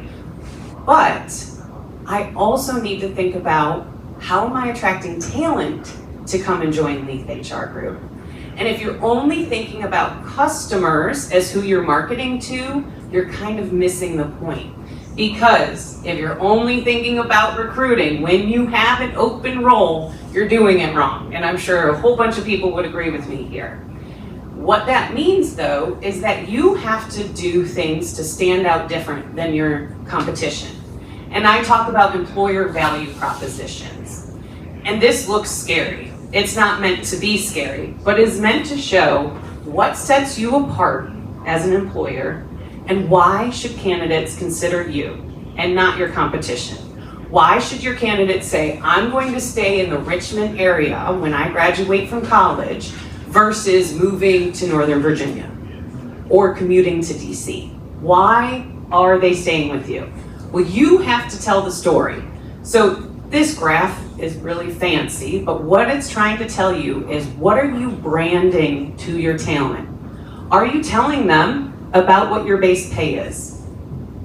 Are you posting your base pay in job positions, job postings? Because if you're not, you're going to be weeding through a lot of resumes of people that don't want to work for that amount of money, or people that are saying, well, that's going to pay low because it's a manager. But every organization views specialist, manager, coordinator, all different.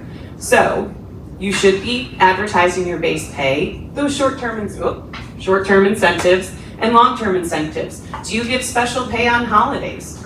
Do you do double time? Are you advertising that for your talent? Also, we talked just about org. What is your culture like? A lot of people say, these are our values, these are our missions.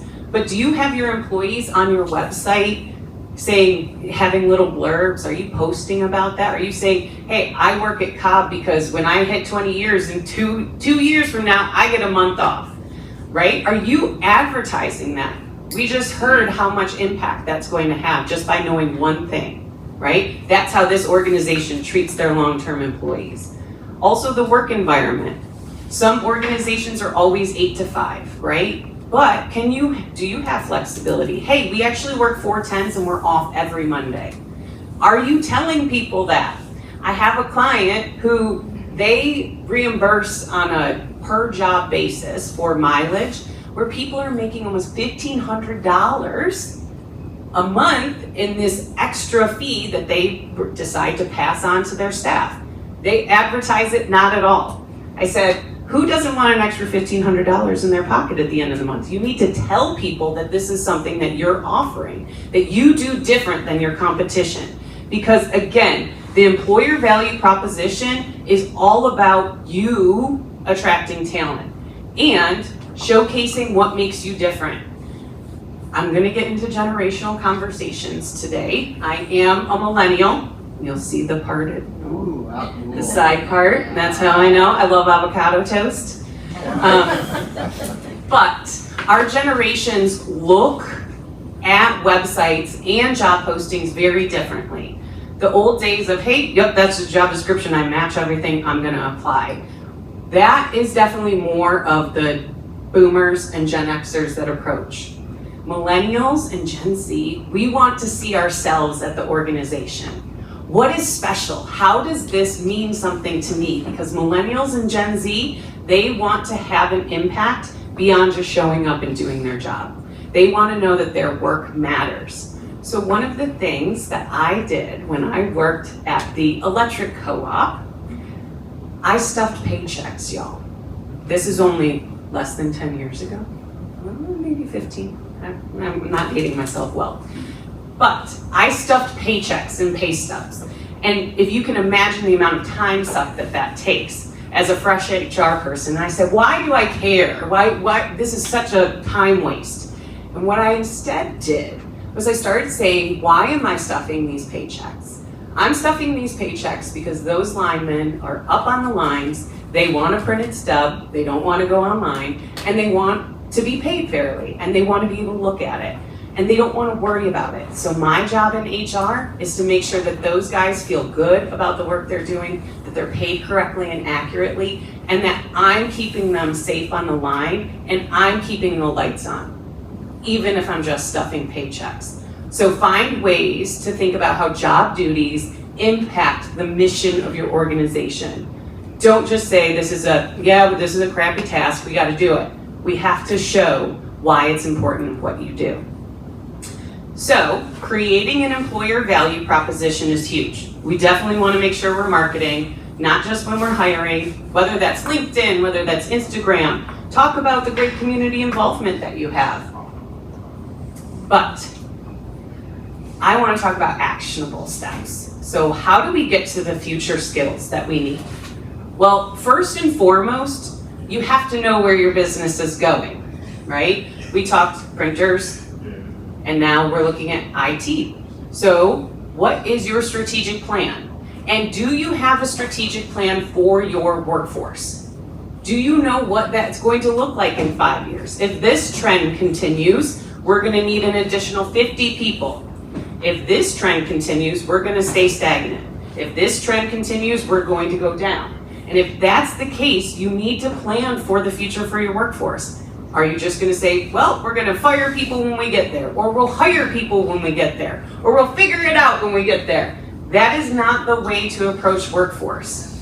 Workforce has to be strategically planned for, not only from a cost-saving perspective. You don't want to hire 10 people if that contract is actually not going to hit your organization for 6 months, unless you have a 6-month onboarding. So really having your strategic plan of business also support that workforce. And that includes looking at those trends for your industry. Are you seeing different trends? What are you anticipating? And I talk about skill-based hiring.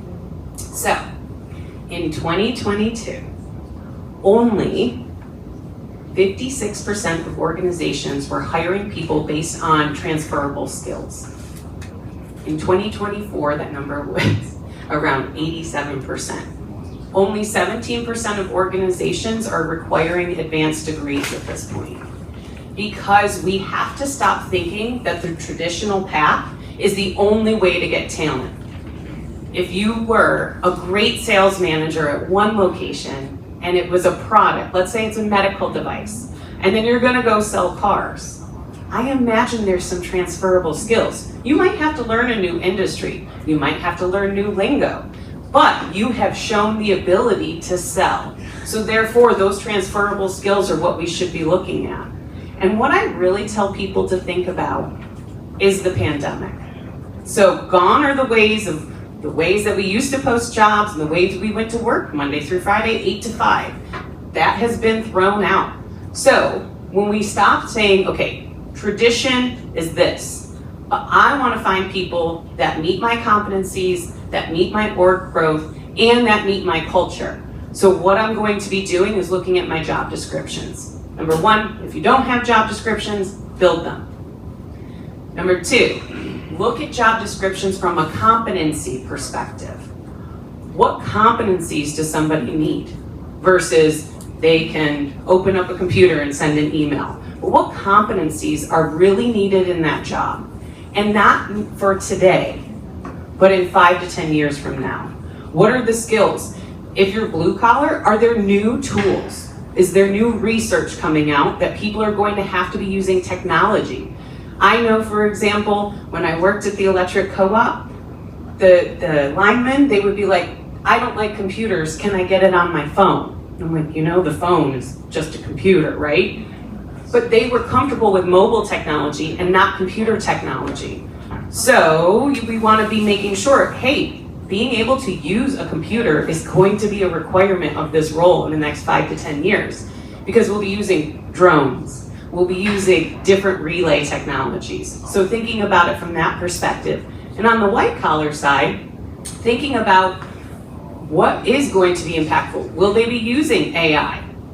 Will they just be using different technologies? And do they need to be brought up to speed? Are you thinking about a different footprint organizationally, utilizing some global companies to do some of your work for you, and then recognizing somebody to sit in an office and answer the phone in Richmond, Virginia? I can pay somebody outside of the US a less amount of money to do that. And so if that's going to work for me from an organization finance perspective, what about that person that's answering phones right now?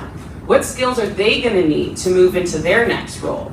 So as globalization impacts us, that doesn't mean we get rid of the people at the front desk. It means that we optimize them and we get them some training. And I talk about talent pathways.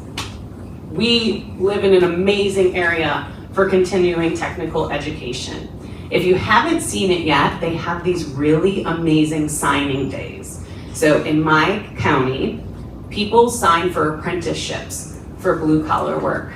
And they come out just as if they were getting signed to Penn State Nittany Lions. They're coming out, they're getting a hat, they're signing for being an apprentice. So if you have a blue collar organization, you should be thinking, how do I get into these CTE programs where kids are building houses from the ground up in high school? I just saw an article this week, Louisa County School District, they're fixing cars and then giving them away to people in need. These kids are coming out of school with a learned skill. So if you have blue collar work, call your local school district. How do I get involved in that CTE program? Because if you get them and you're treating them good because you got a great culture, you can just flip the switch once they graduate and there's your talent. You don't have to go out, you don't have to source. It's already right there for you. And then I say community college here because I always want to think and take into account the amazing programs that we have at our community colleges. J. Sargent Reynolds has an amazing adult education program. Are you sending your staff to those courses? If somebody needs leadership skill sets, are we sending them there? Or also at the same time, are you posting your internships? Because again, if we have VCU, I'm not even gonna get them all, guys. We have VCU, we have Virginia State, we have J. Sargent Reynolds, we have Germanna, we have Randolph-Macon, we have University of Richmond. We don't want these people to go to Northern Virginia. We want that talent to stay in our market. That means we gotta get internships, pay people, get them started, and then just turn the switch. You wouldn't even have to interview, but we wanna pay people. We want them to learn our culture. We want them embedded in our culture to see if they're a good fit. An internship's almost like a kind of a trial run. And then, hey, maybe they don't work out, but they stayed with you for a moment and really helped you on your way. And then I'm gonna talk about investing in training. We've heard it today. Training can be a multitude of things. Some people are using standard LMS if you're a large organization, but our small and mid-sized businesses often say, I don't have the space or the time for training. And I'm gonna speak like a true trainer in my heart right now, which is, if you don't invest in training that staff member, someone else will, and they will leave you. And if you don't invest in that training, and you keep that person, they're gonna stay. And they have no additional skills. So it's almost worse when you don't invest in people and they stay. If you invest in people and they leave, at least you know you gave them an unbelievable experience when they were there. And so I talk about micro upskilling. We don't have a lot of time in our day, so we should be thinking about, let's focus on a cultural value. And let's really hammer that home over the next 2 weeks. Let's talk about it in our stand-ups, in our huddles, in our tailgate talks, in our leadership meetings and our team meetings, we're gonna focus on integrity, we're gonna focus on wellness, we're gonna focus on whatever it is. And for 2 weeks, you just dedicate to that. So it doesn't have to feel super cumbersome. It's just something that you're talking about in every meeting, keeping it alive, keeping it growing. And then micro upskilling can even be bringing somebody in and doing a micro training and then pushing them forward through that, holding them accountable. What did you learn? What did you gain? And continuing to challenge that person. So micro upskilling. And then of course, you can always bring in someone like myself, someone like Brennan, tons of practitioners, someone like my friend in the back. You can bring in tons of people to do trainings for you, whether that is something like sexual harassment in the workplace, but maybe it's emotional intelligence. Maybe it is, hey, how do we have difficult conversations with our clients who have really high levels of expectation? How do I deal with an angry customer when I'm on site with them? Have we trained our staff on those things? And if not, how do we get them that training? So micro upskilling, bring people in, send people out. But we were talking about micro credentialing. There's a tons of organizations of your industries that you're a part of that have micro credentialing. I was saying to my friend Peter, I have 3 micro credentials. And it's because I push myself to have continuous learning just as much as I would expect a client has continuous learning in their industry, as much as I would expect that my staff does the same. And then mutual mentoring. I am going to go on the generational diversity piece here for a second because I love it. I could literally talk about generational diversity all day, right, Peter? Yes. So, number 1, I don't know if you know this, but as of this month, Gen Z has surpassed the boomers in the workforce. Right now, we are sitting at about 15% boomers in the workforce. Gen X is around 31%, millennials at 36%, and our Gen Z is now at 18%. And that has a lot to do with our boomers that are retiring from the workforce, usually at a rate of around 40,000 a month in the United States. All right? So, you have tons of generational diversity in the workplace. But the good news is that we know that. And there's tons of research that's out there. But I'm going to tell you I talk about generational diversity in a different way. I already said I'm a millennial. But what I'm going to tell you is that each generation is different, not because of the things that they love and care about. Each generation is different because of the way in which they came into the workforce. Any boomers in here? You don't have to raise your hand. But do you remember when copy machines actually started in the workforce? People are laughing. Okay, my Gen Xers, what about fax machines? Right? Inter-office envelopes, right? You think about the good old days, inter-office envelopes with their little strings. I'm a millennial, so internet, email was happening when I joined the workforce. Yeah, copier, like, oh, the copier isn't that great. You know, we can send things through email. I can attach these things, right? Why would I care about inter-office envelopes? I don't know how to do that. I had to be trained on how to do an inter-office envelope. Well, guess what? Our Gen Z friends, they are entering the workforce after living through a global pandemic. And what's really interesting about Gen Z, and I'm going to give them a leg up here, they saw their parents, their professors, and their teachers, and pretty much everyone that they knew working from a laptop from home. Some healthcare workers, obviously, essential workers went out.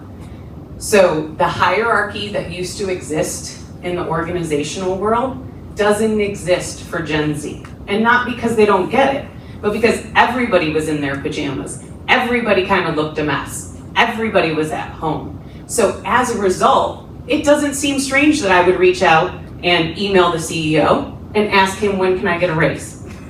Because I can email anyone. We're all on the same playing field. So if you're finding that generational diversity is a challenge in your organization, it's because you haven't set the expectations. Yeah. This is a hierarchy. This is how we talk to each other. This is who you go to. The things that you thought were inherent before are no longer inherent. So as a result, mutual mentoring, hear all the time boomers don't know how to save files as PDFs, but they do. I see it happen every day. But if you have somebody who struggles with technology, put them with someone who doesn't struggle with technology and have them teach some amazing things, whether in our office envelopes or why we do things this way because this is how the organization grew.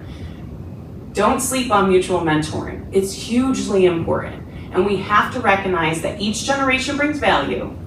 But let you in on one final secret on our Gen Z friends. They are the only generation that is really okay with horizontal development. They don't need the upward trajectory that we see of all of the other generations. They're okay with saying, if you expand my role and like have me do this project over here, you don't have to pay me more. I just like doing it. I want to do marketing. I want to do Canva. I want to do those things. I don't need to get promoted because I have a very fulfilling life outside of work. I don't need that next promotion.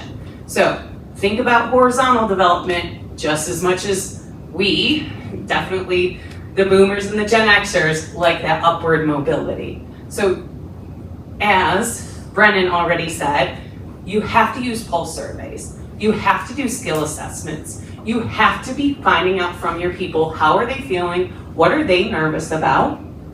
And how do you expect them to start to behave? If AI is a challenge for you, or AI is coming into your workforce, and you're like, some people use Copilot, some people don't, some people use GPT, you need to say how you as an organization are handling it. If you're approving of it, if you're saying there's parameters around this, I don't want you chat GPTing an email and sending it off to my client. You need to state that, all right? So let's make sure that we're thinking about training, but we're also thinking about setting those expectations. And then I'm going to plug myself because I love HR.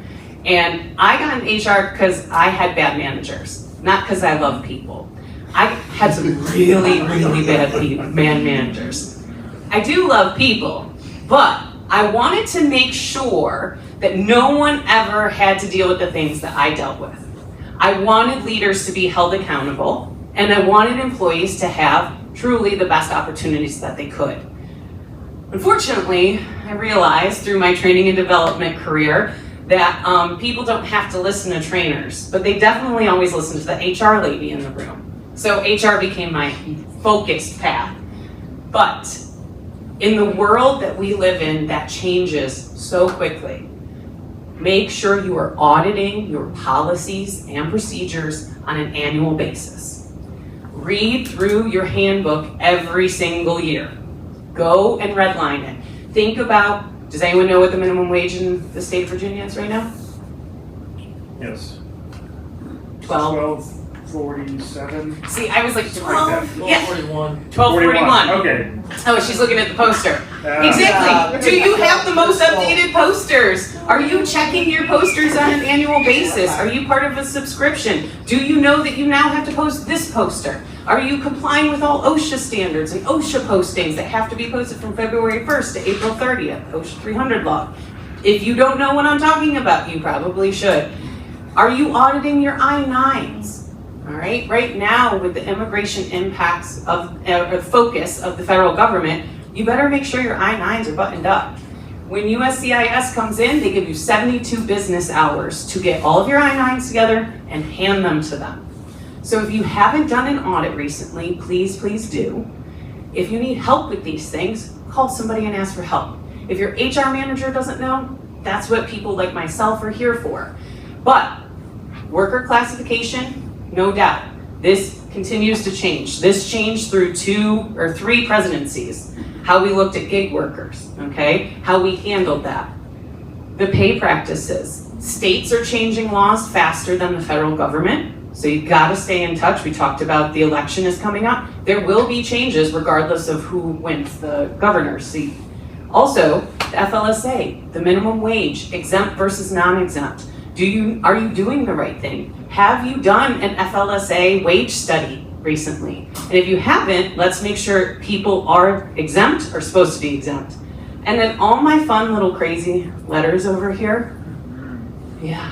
EEOC, IRCA, Title IX, Title VII, HIPAA, ACA, ADA, ADEA, PWFA is the newer one.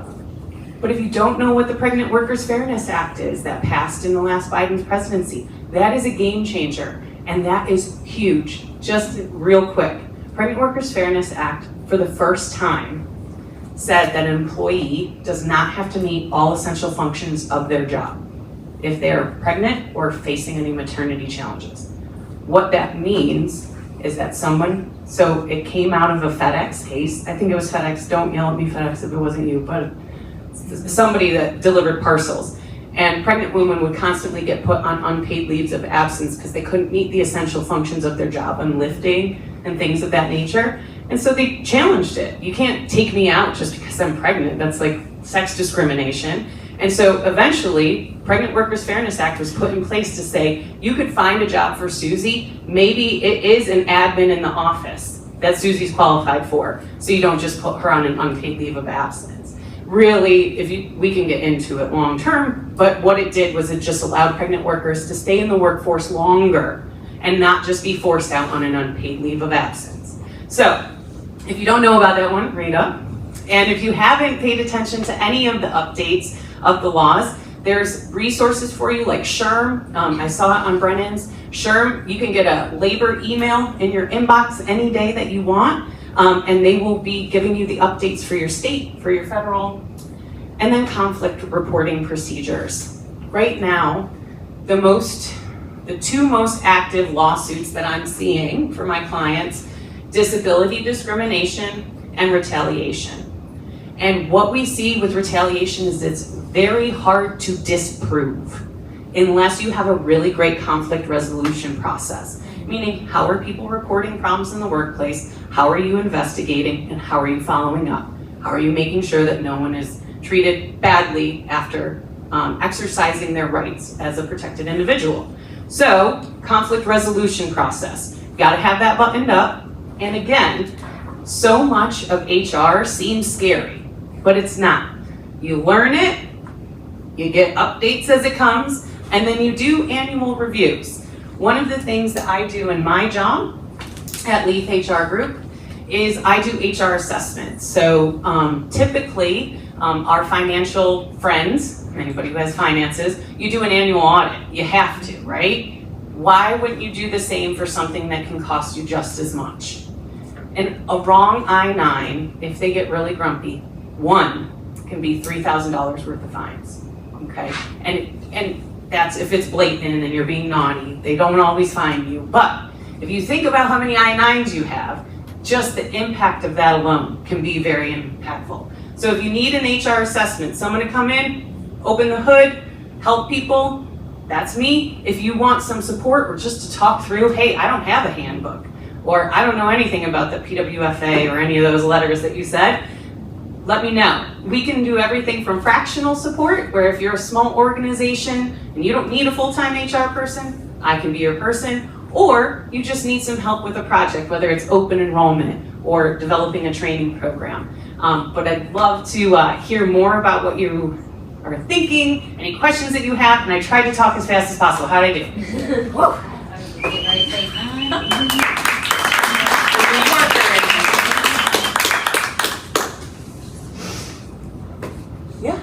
So I know that we talked about this. So when it comes to the perspective of the workforce, how the hierarchy is not as intuitive as it used to be. And I'm seeing this a lot too, where like it's becoming more or less centralized command and more like decentralized commands. I'm just curious about like what you're seeing as far as working with organizations, how you approach that as far as helping with leadership, like helping them identify like what is the hierarchy within the organization, how do you set those boundaries between communication? Yeah, I try to think of this from like a full jobs assessment. So when someone asks me about, this is my hierarchy, what do you think? Right. I want to know what every function does. Right. And like who reports to who are the, and money makers is the wrong thing, whether it's widgets or whether it's sales. Who is impactful to the bottom line? Who is a cost center? And then how does that transmit? When I worked in a very large organization, international HR, what I find most impactful is really drawing the line as to who impacts the work at the very bottom and then trace that up. Yeah. So regardless of whether it's centralized or decentralized, you should have hubs almost, where there's always somebody that can make a decision, or you empower your people to make a decision. So it often depends on the industry, but typically you have to do a jobs assessment from the bottom up to find out why do you have 25 people reporting to you? That is unmanageable. Right. And if it's dotted lines, that's a different story. Yeah. Heather. Hey, wow, I loved your presentation. I love your energy. I love what you do because I cannot do what you do. So when you were talking about the job analysis, which is the same thing as a job assessment, absolutely fundamental to so many things. It can also help you not get sued. But I was really interested in the competency work that you do, right? Do you mind sharing like how your organization or how you partner with organizations who do those competency assessments, which are so fundamental, not just for hiring, but also for developing your employees? Yeah, so for competencies, what I do is I typically take the mission, vision, and values of an organization, which, I mean, one of the rules of working with Leith is we want you to have those or we're gonna help you develop them, because if you don't know who you are, we can't help you be the best leader you can be. So you're gonna have those mission, vision, and values, and then you're gonna take the job descriptions and you're gonna blend them together to say, these are the 4 things we find important. How does that look for an HR assistant? And what are the competencies at an entry level, mid-level, and then leadership level? So yeah, typically it's blending the culture in with those jobs and the work that needs to get done. That's the short answer. Thank you. You're welcome. All right, thank you so much for letting me share today. Appreciate it. So thanks for mentioning the credentials. So don't forget, y'all can earn a micro-credential. If you will explain that, and you're the first of many to earn that. And it's going to be a big thing for our community.